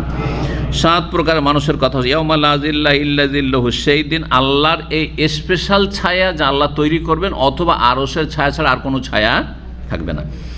প্রথম ব্যক্তি হচ্ছে আল ইমামুল আদিল, এমন নেতা যে ন্যায় পরায়ণ, দেশের শাসক, যে কোনো স্তরের শাসক, নেতা, ডিসি, দায়িত্বশীল, চেয়ারম্যান, এই নিচে থেকে শুরু করে ওপর পর্যন্ত ইমাম, বড় ইমামেরা, এরা হচ্ছে রাষ্ট্রীয় ইমাম। এখানে বোঝানো হয়েছে শুধু মসজিদের ইমাম নয়। মসজিদের ইমামের তো ক্ষমতা কতটুকু? মসজিদ বন্ধ সীমিত, আর তাও মসজিদে কতক্ষণ? যতক্ষণ তাকবীরে তাহরিমা থেকে সালাম ফিরা, আর সালাম ফিরার পরে মসজিদের উপর দাপট কার চলছে? মসজিদের সভাপতি মোতাবল্লির। বেচারা মসজিদের ইমামেরও কোনো ক্ষমতা নেই। হ্যাঁ, তাহলে এই ইমাম বোঝানো হয়নি, এখানে ইমাম বোঝানো হয়েছে, হ্যাঁ, যার ক্ষমতা কাজ করছে, যে কোনো স্তরে হোক না কেন, নেতা। কিন্তু ন্যায় পরায়ণ হইতে হবে। তাহলে ভালো যদি নেতা হয় তার বড় ফজিলত আছে, যেমন ভালো নেতার বড় ফজিলত আছে, জালেম নেতা যদি হয় আর পাপী নেতা হয়, মানুষকে, দেশকে পাপের দিকে ঠেলে দিচ্ছে, তার জন্য আযাব ও শাস্তি ওই রকমই আছে। যেমন ফজিলত তেমনই শাস্তি। মক্কা মদিনায় যেমন নেকিও আছে, তো গুনাহ করলে গুনার শাস্তিটাও কঠিন আছে। কথা বোঝা গেছে না? রমজান মাসে যেমন নেকি আছে কদরের রাতে, হ্যাঁ, তেমনই পাপ করলেও খবর আছে। জি হ্যাঁ। ওয়াশাবুন নাশা ফি ইবাদাতি রাব্বিহি, অন্য রিওয়ায়াত ফি ইবাদাতিল্লাহ, আর এমন যুবক যেই ব্যক্তির লালন পালন হয়েছে, নাশা, বেড়ে উঠেছে, বড় হয়েছে, প্রতিপালন হয়েছে আল্লাহর ইবাদতে। যখন থেকে 7 বছর হয়েছে তখন 7 বছর থেকে ইবাদতবন্দি করে যাচ্ছে। 5 ওয়াক্ত সালাত, ওই যে বাপ মা ধরিয়েছে, সুন্নতি তরিকায় তাওহীদ শিখিয়েছে, মাশাআল্লাহ, তখন থেকে কোনোদিন সালাত মিস হয় না। আর বিশেষ করে সবার নাশা ফি ইবাদাতিল্লাহ, বড় হয়ে উঠেছে। নাশা, ইয়ানশা মানে প্রতিপালিত হওয়া বা বড় হয়ে ওঠা। বেড়ে উঠেছে কিসের ওপর? ফি ইবাদাতি রব্বিহি, রবের ইবাদতের। কখনো ফরজ ইবাদত বন্দেগীতে কোনো ঘাটতি হয়নি তার। তৃতীয় ব্যক্তি রাজুলুন কালবুহু মুআল্লাকুন ফিল মাসাজিদ, আরেকজন রয়েছে যার অন্তর মসজিদের সাথে সবসময় সম্পৃক্ত, তার সবসময় চিন্তা লাগা আছে, কখন নামাজ, কখন আজান, কখন আজান হবে, কখন আজান হবে। তার অন্তরটা যাতে মনে হচ্ছে যে ঝুলে আছে। মুআল্লাক মানে ঝুলে থাকা, হ্যাঙ্গিং। আল্লাকা ইউআল্লাকু মানে কোনো ঝুলে থাকা, লটকে থাকা। তার অন্তর ঝুলে আছে সবসময়, মানে সম্পৃক্ত হয়ে আছে মসজিদের সাথে। হয় মসজিদেই বসে থাকা পছন্দ করে, আর না মসজিদের বাইরে কাজে কর্মে গেলে সব সময় তার চিন্তা লাগা আছে, কখন মসজিদ যাব, কখন মসজিদে আবার যাব। জি, আল্লাহ তৌফিক দান করুন। ওয়ারাজুলানে, আর 2 ব্যক্তি। এখানে যে রাজুল, রাজুল মানে কি হয়? রাজুল মানে পুরুষ, রাজুল মানে কিন্তু মানুষ না, ইনসান মানে মানুষ। আর মানুষ যখন বলবেন তখন তাতে নর নারী দুটোই কিন্তু শামিল হবে। আর যখন পুরুষ বলবেন তখন নারীরা বেড়ে যাবে। তা হাদিসের শাব্দিক অর্থ যদি করেন তো মহিলা শব্দ ক্যান্সেল। এই ফজিলত মহিলারা পাবে না? পাবে না? পাবে না? পাবে। হাদিসে কখনো কখনো এরকম শব্দ ব্যবহার করা হয়েছে, কোনো উদ্দেশ্য আসলে পুরুষ না, উদ্দেশ্য হচ্ছে ব্যক্তি। উদ্দেশ্য হচ্ছে ব্যক্তি, সেই ব্যক্তি নর হোক অথবা নারী হোক। সুতরাং মহিলাদের মধ্যে যদি এই বৈশিষ্ট্য থাকে তাহলে সেই ফজিলত পাবে, সেই ফজিলত পাবে। যেমন একটা মেয়ে 7 বছর থেকে দিনের উপর মাশাআল্লাহ হেজাব আর দিনদারি আর সহি আকীদা, এলেম শিখেছে, আমল করেছে, কোনো রকমের ফরজ ইবাদত বন্দেগীতে ঘাটতি হয়নি, সেই ফজিলত পাবে। এইরকমই যদিও মসজিদ তাদের বিষয় না, কিন্তু মসজিদ নাই, কিন্তু তার মুসাল্লা বাড়িতে নামাজ ধান্দা লেগে আছে যে কখন আজান হবে নামাজ শুরু করুক। কিছু কিছু মেয়ে মাশাআল্লাহ তাবারাকাল্লাহ আমি দেখেছি বিভিন্ন পরিবারে, সুবহানাল্লাহ, আল্লাহ তাদের আরও বেশি বরকত দান করেন। যেমনই আজান হয়েছে সাথে সাথে নামাজ শুরু। আজান হয়েছে এদিকে মসজিদে বা টাইম হয়েছে, সাথে সাথে নামাজ। অথচ মেয়েদের বা মহিলাদের ছাড় আছে, আধা ঘন্টা পরে পড়তে পারে, আউয়াল ওয়াক্তে শুধু উত্তম। কিন্তু আজান চিন্তা লাগাচ্ছে কখন আজান হবে, আজান হইলি বা টাইম হইলে নামাজ শুরু করে দিলাম। তো মেয়েরাও তাতে সামিল হবে। রাজুলানে, আর 2 ব্যক্তি। তাহলে আমরা ব্যক্তি বলবো এখানে। তাহাবা ফিল্লাহ, আল্লাহর জন্য ভালোবাসা স্থাপন করে। ইজতামা আলাইহি, একত্রিত হয় এর ওপর, আলা মাহাব্বাতিল্লাহ। যখন দেখা সাক্ষাতে একসাথে বসে আছে, হ্যাঁ, আল্লাহর সাথে মহাব্বতের ভিত্তিতে। এখানে কেন বসে আছেন? ভালো মানুষকে ভালোবাসেন, সেই জন্য ভালো মানুষের মজলিসে বসে আছে। ও তাফাররাকা আলাইহি তাফাররাকা আলা মাহাব্বাতিল্লাহ, যখন এখান থেকে চলে গেছেন, নিজের নিজের বাসায় চলে গেছেন, নিজের নিজের দেশে চলে গেছেন, তবু ওই ভালোবাসা কিন্তু কন্টিনিউ আছে। এই নয় যে যতক্ষণ চোখের সামনে ছিলাম ততক্ষণ ভালোবাসতাম, এখন তুই কি আর মুই কি, এমন নয়, ভালোবাসা আছে। কারণ দিনী ভাইদেরকে ভালোবাসি, দিনদার মানুষকে, আল্লাহওয়ালাদেরকে ভালোবাসি, ভালো মুসলিমকে ভালোবাসি, এই ভালোবাসা সবসময় অটুট রয়েছে।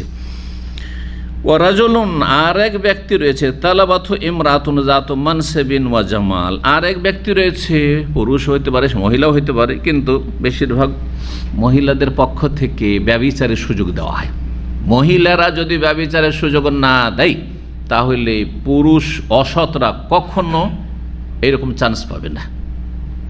এই জন্য সূরা নূরে যখন আল্লাহ শাস্তির কথা বলেছেন, জেনাকারী জেনাকারিনীর আগে কার কথা বলেছেন? আজ্জানিয়াতু, হ্যাঁ, ওয়াজ্জানি, জেনাকারিনী আর জেনাকারী, ফাজলিদু কুল্লা ওয়াহিদিন মিনহুমা মিআতা জালদা, অবিবাহিত অবিবাহিত হলে তাদের প্রত্যেককে 100টি করে কষাঘাত করো, বেত্রাঘাত করো। এখানে মহিলার কথা বলা হয়েছে, কিন্তু চোর আর চোরনির কথা যখন বলা হয়েছে তখন কি বলা হয়েছে? হ্যাঁ, আস-সারিক ওয়াস-সারিকাতু, আগে চোর পুরুষ আর তারপরে চোরনির কথা বলা হয়েছে। চোরনির কথা বলা হয়েছে কেন? কারণ চোর অধিকাংশ পুরুষই হয়, মহিলা চোর খুব কমই হয়, মহিলা পকেটমার খুব কমই হয়। জি হয়, কিন্তু আল্লাহ হেফাজত করেন। তো এক লোক রয়েছে, তালাবাথু ইমরাতুন, এক রমণী, এক মহিলা, এমন মহিলা তাকে আহ্বান করছে, জাতু মানসিবিন ওয়া জামাল, যেই ব্যক্তি, যেই মহিলা উচ্চ বংশীয়, প্রভাবশালী বংশের, উচ্চ বংশ, তার সম্পর্কে কেউ মুখ খুলতে পারবে না, বললে জিভা কেটে না হবে। অনেক বড় বড় ফ্যামিলির মধ্যে এই রকমের কলঙ্ক আছে, কিন্তু গ্রামের লোক মুখ খুলতে পারে না, মুখ খুললে বাঁচতে দিবে না ওদেরকে, ঠিক না? এইরকম প্রভাবশালী ঘরের মহিলা। ওয়া জামালিন, এবং অত্যন্ত রূপসী, যেমন রূপসী যে যাতে আকর্ষণ আছে তেমনই প্রভাবশালী। আচ্ছা, প্রভাবশালী মহিলা যদি আহ্বান করে তাহলে আপনার কোনো চিন্তাও নেই, ভয়ও নাই, যে অসৎ ব্যক্তি ওর কোনো ভয়ও নাই, কারণ কেউ কিছু আমাকেও বলতে পারবে না যে কেন ওর বাড়ি ঢুকছিস, আর ওদেরকেও বলতে পারবেন না, বরং গ্রামে কোনো জায়গায় আলোচনা মুখ খুলতেও পারবে না, তো বেঁচে গেলাম অপরাধ করে। পক্ষান্তরে যদি এইগুলি না থাকে তাহলে অনেক চিন্তা করতে হয় এই ক্রাইম করতে গিয়ে, জেনা ব্যভিচারের ক্ষেত্রে, হ্যাঁ, যে বাঁচতে পারবো কি না, নিরাপদ থাকবো কি না। হ্যাঁ, অসৎ লোকদের অন্তর তো অত্যন্ত দুর্বল থাকে, অসৎ লোক যারা পাপী তারা অত্যন্ত দুর্বল, কিন্তু আল্লাহ রাব্বুল তাদেরকে সবসময় যেন দুর্বল রাখেন। ফাকালা, তখন ওই পুরুষ বলছে যে তোমার প্রলোভনে যাব না। কেন? ইন্নী আখাফুল্লাহ, আমি আল্লাহকে ভয় করি, আমার দুনিয়ায় কিছু হবে না, কেউ কিছু বলতে পারবে না, কেউ মুখ খুলতে পারবে না, কেউ জানতে পারবে না, কিন্তু আল্লাহকে আমি ভয় করি। ও রাজুলুন, আরেক ব্যক্তি রয়েছে, সে পুরুষ হোক আর নারী হোক, তাসাদ্দাকা, সাদকা করে, আখফা, এমন গোপনে সাদকা করে, যদি ফকির মিসকিনকে সরাসরি ডাইরেক্ট দেন তাহলে গোপনে বেশি নাকি, এর আগেও বলেছি। কখন প্রকাশ্যে বেশি নাকি? যখন আপনি একাই সামলাতে পারছেন না, কাজটা করতে হবে কিন্তু একা সামলাতে পারছেন না, 1 লাখ টাকা খরচ হবে, ভাই আমি 10,000 নয় 20,000 বা 50,000 দেবো, তো আরেকজন কিন্তু জানাবার প্রয়োজন আছে, তখন জানিয়ে দিন যে ভাই আমি এতটা দিয়েছি, আপনারা দেন, কেন উৎসাহিত হবে। আরে ও যখন 50 দিতে পেরেছে আমি কেন পারবো না? তো দুজনই হয়ে গেল, আর 10 জনের কাছে চাওয়াই লাগলো না। কিন্তু আপনি যদি না বলেন, 50 দিয়ে দিয়েছেন কিন্তু কাউকে কিছু বললেন না, তবে যে নিজে দেয় না, শুধু চায়। যেমন অনেকের ধারণা যারা কালেকশন করে যে ওরা শুধু খায়, নিজে দেয় না। এই জন্য যারা কালেকশনের ডিপার্টমেন্টে আছেন তাদের উচিত প্রকাশ্যে দেওয়া, যাতে বুঝে যে না এরাও কিছু শেয়ার করছে, এরাও দিচ্ছে। জি, দান করলে এমন গোপনে, গোপনে কখন ফজিলত? যখন একটা গরিব মিসকিনকে দিচ্ছেন, একটা গরিব লোক ধরেন কাজকর্ম নেই, নতুন এসেছে, অথবা দীর্ঘদিন কাজ নেই, খাবার দাবারের পয়সা নেই, সবার সামনে দেবেন, খেতে বসেছেন, প্লেটে 6-7 জন লোক আছে, ভাই শুনলাম যে আপনার কাজকর্ম নেই, এলেন আপনি 500 রিয়াল নেন না, আপনি নাকি কম পাবেন, কারণ এত গরিব লোককে জানিয়ে দিলেন। 1, 2 নম্বর কথা, আপনি সুনাম নিতে চাইলেন এই কয়েকটা লোকের সামনে বা এত গরিব লোকের সামনে। 2 নম্বর কথা, লোকটাকে অপদস্থ করলেন, আপনি কত লজ্জিত হইল মানুষের সামনে। কিন্তু চুপচাপ যদি ডাকতেন, ভাই আপনার সাথে একটা কথা আছে, চলেন একটু নিচের দিকে, আর তারপরে সিঁড়িতে দেখছেন আশেপাশে কেউ নেই, চুপচাপ 500 রিয়াল তার পকেটে ঢুকিয়ে দিলেন, আল্লাহ ছাড়া কেউ জানলো না, যিনি তো আপনাকে দেবেন তিনি তো জেনে গেছেন, যথেষ্ট হয়ে গেল আপনার জন্য। আপনি কার কাছে চান আপনি? জি, তো এমন গোপনে দান করলো হাত্তা লা তাআলামা শিমালু, বাম হাত জানতে পারলো না, মা তুনফিকু, ডান হাত যা খরচ করে। রাজুলুন যাকারাল্লাহ খালিয়ান, আর এক ব্যক্তি রয়েছে নির্জনে আল্লাহকে ডাকে, নির্জনে আল্লাহর কাছে দোয়া করে, আল্লাহর জিকির আজকার করে, তাহাজ্জুদ পড়ে, নির্জনে কান্নাকাটি করে, কেউ জানতে পারে না। এই নয় যে মানুষের সামনে কিছু ওয়াইজ আছে আমাদের সমাজে, এরা দুনিয়াদার ওয়াইজ, যার ফলে বাড়িতে জীবনে হয়তো কান্না করে না, তাহাজ্জুদে নসিবই হয় না হয়তো, কিন্তু যখন ওয়াজ করা শুরু করলো শুধু কান্নার কান্নার কান্নার কান্না, দুনিয়ার স্বার্থ। আল্লাহ হেফাজত করো, আমি তোহমত দিচ্ছি না, কিন্তু যদি এই ক্যাটাগরিরই হয় যে মানুষের সামনে তো খুব কান্না আসছে কিন্তু নির্জনে কান্না আসে না, তাহলে অবশ্যই তারা অপরাধী।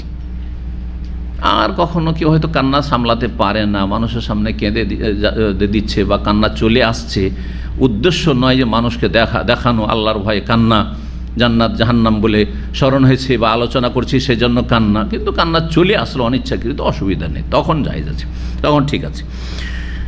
এমন ব্যক্তি খালিয়ান, এই জন্য নির্জনে কান্নার প্রশংসা করা হয়েছে। এই নয় যে সবার সামনে এই যে আলোচনা শুনলেন হু হু করে কান্না শুরু করলে যাতে সবাই জানে যে সবাই আপনাকে দেখলো যে লোকটা খুবই পরেশগার, আল্লাহর দিনের কথা শুনে এত কান্না শুরু করলো, কথা বুঝতে পেরেছেন? না না না, এই উদ্দেশ্যে যাতে না হয়। খালিয়ান, নির্জনে কান্না করছে, ফাফাদাত আইনাহু, আর দুই চক্ষু দিয়ে তার অশ্রুধারা প্রবাহিত হচ্ছে। জি, 661 নম্বর হাদিস। হাদিসের বর্ণনাকারী আনাস, হুমায়দ বলছেন তাবেঈ, সোয়েলা আনাস, আনাস রাদিয়াল্লাহু আনহু জিজ্ঞাসা করে, হাল ইত্তাখাযা রাসূলুল্লাহ খাতামান, রাসূলুল্লাহ সাল্লাল্লাহু আলাইহি সাল্লাম কি কোনো আংটি ব্যবহার করেছেন, জিজ্ঞেস করছেন। ফাকালার নাম, হ্যাঁ আংটি ব্যবহার করেছেন, কিন্তু কিসের আংটি? স্বর্ণের না চাঁদির? চাঁদির আংটি। আমাদের দেশের বাঙালি সমাজের কিছু মূর্খ লোক আছে, তারা বলে যে না, একটা সোনার আংটি স্বর্ণের আংটি রাখতে পারবে কারা? পুরুষরা। শুনেছেন এরকম ফতোয়া? না শোনেননি? কেন রাখবে? ওই যে কোথাও যদি রাস্তাঘাটে কোথাও মরে যান তো আপনার কাফন দাফন কি দেওয়া হবে? ওই আংটি বিক্রি করে হবে? হাই রে জাহেলদের ফতোয়া। জি, এই ফতোয়ার মুসলিম কোন একজন মুসলিম বয়ান করেছে, কথা বুঝলেন? ইমাম মুসলিম নয়, জি, ইসলামে নেই এর অস্তিত্ব। চাঁদির আংটি পুরুষদের জন্য শুধু একটি চাঁদির আংটি, চাঁদির বালাও জায়েজ নয়। ছোটোকালে কিন্তু আমাদের অধিকাংশ আমাদের বাঙালি সমাজে ছেলেদেরকেও বালা পরায়, ছোট কোলের বাচ্চা থাকে তখন কি করে, একটা বালা দিয়ে দেয়। এটা কিন্তু হারাম, মা খালাদেরকে জানিয়ে দেবেন হারাম। জি জি, এখন করে না? করেন না? আগের যুগে তো ছিল, করে, এখনও করে। গ্রাম অঞ্চলে উঠে গেছে মনে হয়, খানিকটা উঠেছে, এখন অন্য কিছু উঠেছে, এখন ফ্যাশন, এইখানে বালা, হ্যাঁ সাবালক ছেলেরা, ইয়াং ছেলেরা এইখানে একটা বালা ব্যবহার করছে। জি, হারাম। জি, চাঁদি পুরুষদের জন্য, স্বর্ণ পুরুষদের জন্য হারাম, একমাত্র চাঁদির একটি আংটি শুধু পুরুষ রাখতে পারবে। তো নবী সাল্লাল্লাহু আলাইহি ওয়াসাল্লাম কি ব্যবহার করেছেন? বলছে হ্যাঁ ব্যবহার করেছেন। বলছেন ঘটনা, কালার নাম, হ্যাঁ, আখারা লাইলাতান সালাতাল ইশা ইলা শাতরিল লাইল, এক রাতে নবী সাল্লাল্লাহু আলাইহি ওয়াসাল্লাম এশার সালাত একদম অর্ধেক রাত পর্যন্ত বিলম্ব করে দিলেন। রাত অর্ধেক হয়ে গেছে, প্রায় 10:30টা 11টা, অর্ধেক রাত মানে মাগরিব থেকে শুরু করে ফজর আজান পর্যন্ত, এর মাঝামাঝি এটাকে অর্ধেক। অর্ধেক মানে রাত 12টা নয়, এটা হচ্ছে বাঙালি বুঝ। তো অর্ধেক রাতে সালাত আদায় করছেন প্রায়। সুম্মা আকবালা আলাইনা বিওয়াজে, তারপরে মুখমণ্ডল ফিরিয়ে আমাদের দিকে বসলেন। তাহলে ইমাম সাহেব মুক্তাদিদের দিকে পুরোপুরি ফিরে বসবে, এটি সুন্নত। আর এই দিকে কাঁথে যে হানাফি ইমামরা বসে, এটা সুন্নতের খেলাফ কাজ, এটি সুন্নতের খেলাফ। বাদা মাসাল্লাহ, সালাতের পরে মুখ ফিরিয়ে বসলেন পুরোপুরি। ফাকাল বলে, সাল্লান নাস, লোকজন নামাজ পড়ে নিয়েছে, ওয়ারাখাদু, আর শুয়ে গেছে। অনেক লোক কি করেছে, তারা নামাজ পড়ে শুয়ে গেছে, এতক্ষণ জাগতে পারবো না হয়তো। ওয়ালাম তাজালু ফি সালাতিন, কিন্তু তোমরা এতক্ষণ পর্যন্ত সালাত অবস্থায় রয়েছো। মুনজ ইন্তাজার, যখন থেকে তোমরা অপেক্ষমান রয়েছো, যখন থেকে তোমরা অপেক্ষা করছো, ওই যে রাত হয়তো 8টা থেকে 8:30 থেকে অপেক্ষা চলছে, 10:30 11 পর্যন্ত তোমরা সলাতেই যেন রয়েছে। তারপরে বলছেন কালাফাক্কা আন্নি আনজোরে এলা অবিসে খাতামেহি, রাতের অন্ধকারে আমি যেন দেখতে পাচ্ছিলাম, আমার চোখের সামনে ভাসছে, যেটা আমরা বলি চোখের সামনে ভাসছে, যেন আমি দেখতে পাচ্ছিলাম মানে চোখের সামনে ভাসছে কি, এলা অবিসে খাতামেহি, তা নবী সাল্লাল্লাহু আলাইহি ওয়াসাল্লামের আংটির চমকটি, উজ্জ্বলতা, অন্ধকারে চাঁদিটা যেন চকচক করছে নবী সাল্লাল্লাহু আলাইহি ওয়াসাল্লামের হাতে। তো নবী সাল্লাল্লাহু আলাইহি ওয়াসাল্লামের আংটির কথা প্রমাণিত হলো। কিন্তু এই হাদিস থেকে যে কথাটি বলতে চাইলেন ইমাম বুখারী, তা হচ্ছে মসজিদে অপেক্ষার ফজিলত আর মসজিদের ফজিলত, মসজিদের ফজিলত আর মসজিদে কোনো ব্যক্তির সালাতের জন্য অপেক্ষার ফজিলত বা বসে থাকার ফজিলত। 37 নম্বর অধ্যায় বলছে বাবু ফজলে মান গাদা ইলাল মসজিদে ওমান রাহা। এই অধ্যায় হচ্ছে ওই ব্যক্তির ফজিলত সম্পর্কে যে সকাল বিকাল নিয়মিত মসজিদে যাতায়াত করে। সকাল বিকাল মানে দিনে 2 বার নয়, মানে 5 টাইম, কেন 5 বার সালাতের জন্য যেতে হবে কমপক্ষে। তো 5 বার যারা নিয়মিত মসজিদে যাতায়াত করে তাদের ফজিলত। 662 নম্বর হাদিস, বর্ণনাকারী আবু হুরায়রা রাদিয়াল্লাহু তাআলা বলছেন, নবী সাল্লাল্লাহু আলাইহি ওয়াসাল্লাম বলেছেন, মান গাদা ইলাল মসজিদে ওয়া রাহা, যেই ব্যক্তি সকাল বিকাল নিয়মিত মসজিদে যাতায়াত করে, আদাল্লাহু লাহু নুজুলাহু মিনাল জান্নাতি কুল্লামা গাদা ও রাহা, তার জন্য আল্লাহ জান্নাতে তার মেহমানির জন্য, তার আতিথ্যের জন্য সুব্যবস্থা করেন। কোথায়? জান্নাতে। এদিকে মসজিদে যাচ্ছে, ওর জন্য জান্নাতে আতিথ্যের ব্যবস্থা হয়েছে মানে এখনই এটা আল্লাহ আপনার জন্য প্রস্তুত রেখেছে। যতবার যাচ্ছেন মসজিদে, যখনই যাচ্ছেন আপনি যেমন আল্লাহর কি মেহমান, যেন হাজি সাহেবের ওমরাকারী আল্লাহর মেহমান, তার চাইতে বড় মেহমান হচ্ছে 5 ওয়াক্ত সালাতে যারা মসজিদে যাচ্ছে আল্লাহর মেহমান। আর মেহমান বাড়িতে আসলে তাদের জন্য কি করতে হয়? আপ্যায়নের ব্যবস্থা করতে হয়। তো আল্লাহ রাব্বুল আলামিন তাদের জন্য জান্নাতে তাদের আপ্যায়নের ব্যবস্থা করেন যখন যখন তারা মসজিদে যাতায়াত করে। 38 নম্বর অধ্যায়, আর এটা দিয়ে শেষ করবেন ইনশাআল্লাহ। বাবুন, এই অধ্যায় হচ্ছে ইজা উকিমাতিস সালাতু ফালা সালাতা ইল্লাল মাকতুবা, যখন সালাতের একামত হয়ে যাবে। ফরজ সালাতে না একামত হয়, সালাতে যখন একামত হয়ে যাবে তখন ফরজ সালাত ছাড়া, ফরজ নামাজ ছাড়া আর কোনো নামাজ নেই, ফরজ নামাজ ছাড়া আর কোনো নামাজ নেই, হবে না। এই যে অধ্যায়টি কায়েম করেছেন এটি হাদিসের বাক্য, কিন্তু সেই হাদিসটি ইমাম বুখারী রাহিমাহুল্লাহ নিয়ে আসেননি। কারণ ইমাম বুখারী রাহিমাহুল্লাহর শর্তগুলি বেশ শক্ত ছিল, কড়া ছিল, যার ফলে তার শর্তে হয়তো হাদিসটি মেলেনি, সেজন্য নিয়ে আসেননি। অথচ এই প্রসিদ্ধ হাদিসটি যেটা দিয়ে অধ্যায় কায়েম করেছে ইমাম বুখারীর কাছে সহি হইলেই যে নিয়ে আসবেন উনি তা না, সহি হইলেও উচ্চমানের যেটা সহি সেটাকে তিনি নিয়ে এসেছেন, আর সবগুলি সহি হাদিস তিনি নিয়ে আসেননি, যেমন তিনি বলেছেন। তো অনেকগুলি সহি হাদিস বুখারীতে নেই, কিন্তু মুসলিমে আছে অতিরিক্ত। বুখারীতে নেই, মুসলিমে আছে, আবু দাউদে আছে, নাসাইতে আছে, তিরমিজিতে আছে, ইবনে মাজাহ আছে, মুসনাদ আহমদে আছে, অন্যান্য হাদিসের কিতাবে আছে। সহি হলেই হলো, কিন্তু ইমাম বুখারীর শর্ত ইমাম মুসলিমের চাইতে বেশি শক্ত। শক্ত এই কথাটি অনেকে বুঝেন না, কিভাবে হইতে পারে। এর একটা শুধু উদাহরণ দিই, পার্থক্য ইমাম বুখারী আর মুসলিমে পার্থক্য। সেটা হচ্ছে যে যদি হাদিসের সনদে আন দিয়ে বর্ণিত হয়, যদি সামেত আমি শুনেছি তাহলে তো শুনেছি, স্পষ্ট হলে যে সে শুনেছে, একজন অপরজন থেকে শুনেছে, দেখা সাক্ষাৎ হয়েছে। কিন্তু ধরেন কোন হাদিসে বর্ণনা এসেছে আন, যেমন এখানে দেখেন কালা হাদ্দাসানা ইসমাইল বিন জাফর, ইসমাইল জাফর আন হুমায়দিন, বর্ণনা করছেন হুমায়দ থেকে। কার থেকে বর্ণনা করছেন? হুমায়দ থেকে। এখন এইখানে তো স্পষ্ট না যে হুমায়দের কাছে সরাসরি শুনেছেন কিনা, তার থেকে বর্ণনা করছেন। আপনি একটা ঘটনা বর্ণনা করেছেন, আমি এটা শেখ থেকে বর্ণনা করছি, কিন্তু শেখের সাথে দেখা হয়েছে এটা তো নিশ্চিত না। কিন্তু যখন আমি শেখ থেকে শুনেছি, তার মানে আপনি সত্যবাদী হলে আসলেই আপনি শুনেছি। কিন্তু যে বর্ণনা করছে হতে পারে ভাইয়া দিয়ে বর্ণনা করছে, শেখ থেকে বর্ণনা করছে, কিন্তু সে শুননি, এখান থেকে একজন শুনে গিয়ে তার কোম্পানির দিকে বলেছে বা তার রুমে গিয়ে বলেছে, তখন তার থেকে বর্ণনা শুরু করেছে। কথা বোঝা গেছে না? তো এখানে তো গ্যাপ হয়ে গেল, এটাকে বলা ইনকিতাস, সনদে বিচ্ছিন্নতা একটি দুর্বল হওয়ার একটি কারণ। হাদিস জয়ীফ হওয়ার, দুর্বল হওয়ার একটি কারণ হচ্ছে বিচ্ছিন্নতা সনদে সূত্রে। ইমাম বুখারী রাহিমাহুল্লাহর শর্ত ছিল যে কোনো ব্যক্তি থেকে হাদিস বর্ণনা করার জন্য শুনেছেন, একবার অন্তত শুনেছে, দেখা হয়েছে, লুকিয়া দেখা হয়েছে, এটা অবশ্যই প্রমাণ দিতে হবে। শুধু যুগ পেয়ে গেলে যথেষ্ট নয়।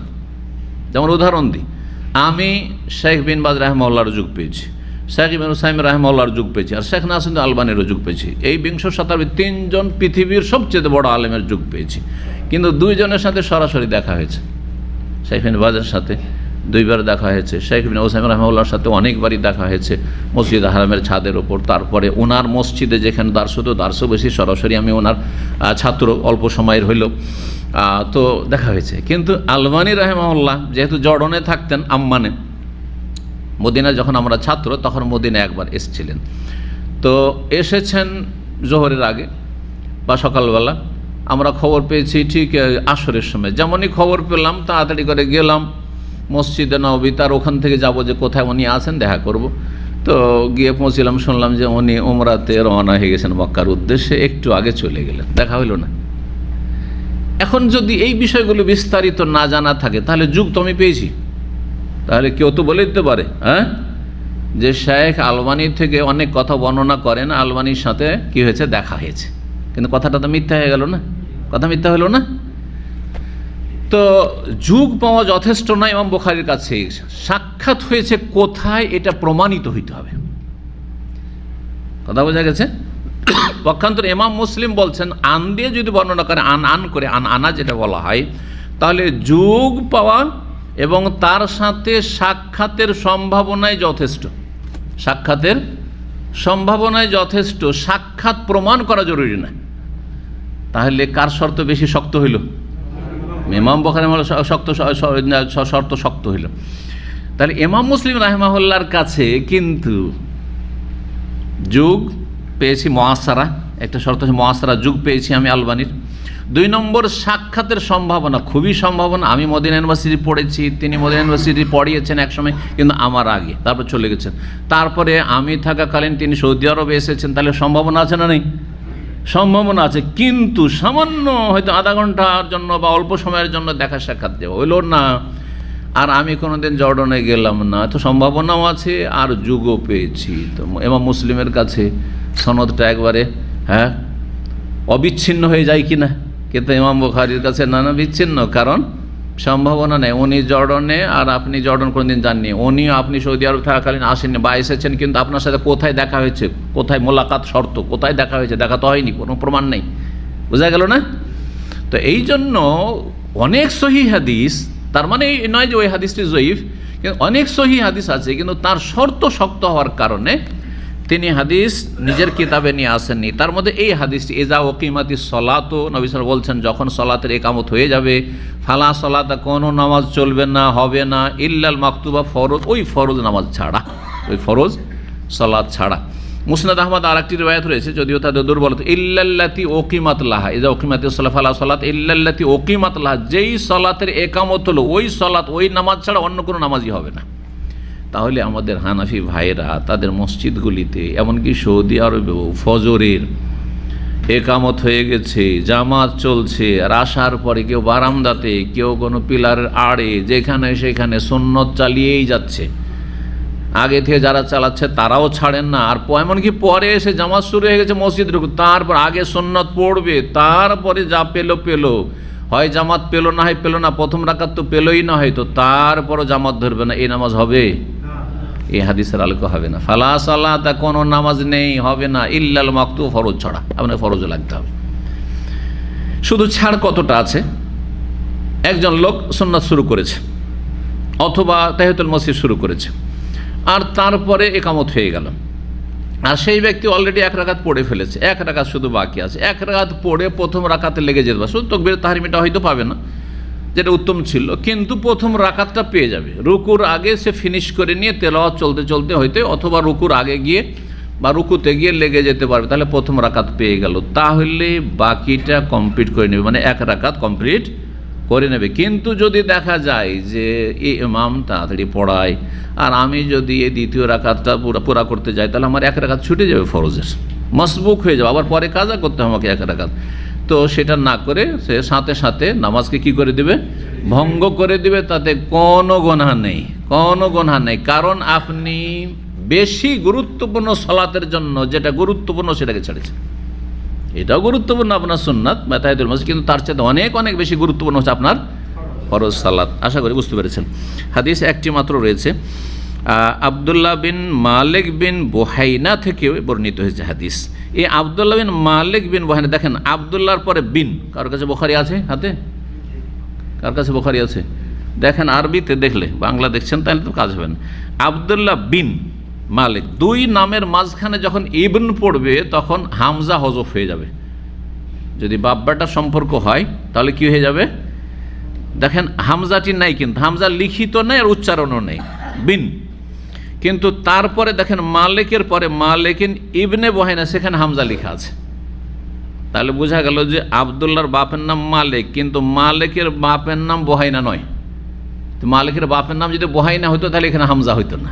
এই যে পার্থক্যটা করেছেন মুহাদ্দিসরা, হ্যাঁ, হাদিস লিখতে গিয়ে, এটা তো অনেক শিক্ষা আছে যেটা অনেকে জানে না। তো ব্যাপারটা কি আসলে? ব্যাপারটা হচ্ছে বা রহস্য হচ্ছে আবদুল্লাহর বাপের নাম মালিক, ঠিক আছে, আর মালিকের বাপও নয় আর মাও নয়। কেউ কেউ বলেছেন মা। বুহাইনা হচ্ছে আবদুল্লাহর মা, আবদুল্লাহ বিন মালিক, মানে মালিকের ছেলে আবদুল্লাহ বর্ণনা করেছেন যে আবদুল্লাহ হচ্ছে বুহাইনা নামক এক মহিলার সন্তান। তার মানে হ্যাঁ, আবদুল্লাহর বাপের নাম হচ্ছে মালিক আর মায়ের নাম হচ্ছে বুহাইনা। এই আবদুল্লাহ আজদ বংশের ইয়ামান দেশের লোক ছিল, আর মক্কায় সে মালিক তো এই মালিক আর কি, মালিক তারপরে তার ছেলে। তো এই মালিক ছিল আজদ অর্থাৎ ইয়ামান বংশের লোক, আর সে মক্কায় চলে আসে, মক্কায় বসবাস করে। মক্কায় আসার পরে বিয়ে শাদী করে কোরাইশ বংশে। নবী সাল্লাল্লাহু আলাইহি ওয়াসাল্লামের এক চাচার নাম ছিল হারেস বিন আব্দুল মুত্তালিব, হারেস বিন আব্দুল মুত্তালিব বিন আব্দুল মুনাফ। এই হারেসের মেয়ে হচ্ছে বুহাইনা। কোরাইশ বংশে আত্মীয়তা হয়, বিবাহ বন্ধনে আবদ্ধ হন। তো আবদুল্লাহর মা হচ্ছে বুহাইনা আর আবদুল্লাহর বাপ হচ্ছে মালিক। জি, এই জন্য কোন কোন রিওয়ায়াত হচ্ছে আবদুল্লাহ বিন মালিক শুধু রয়েছে। কালা মাররান নবী সাল্লাল্লাহু আলাইহি ওয়াসাল্লাম, নবী সাল্লাল্লাহু একটি লোকের পাশ দিয়ে অতিক্রম করলেন।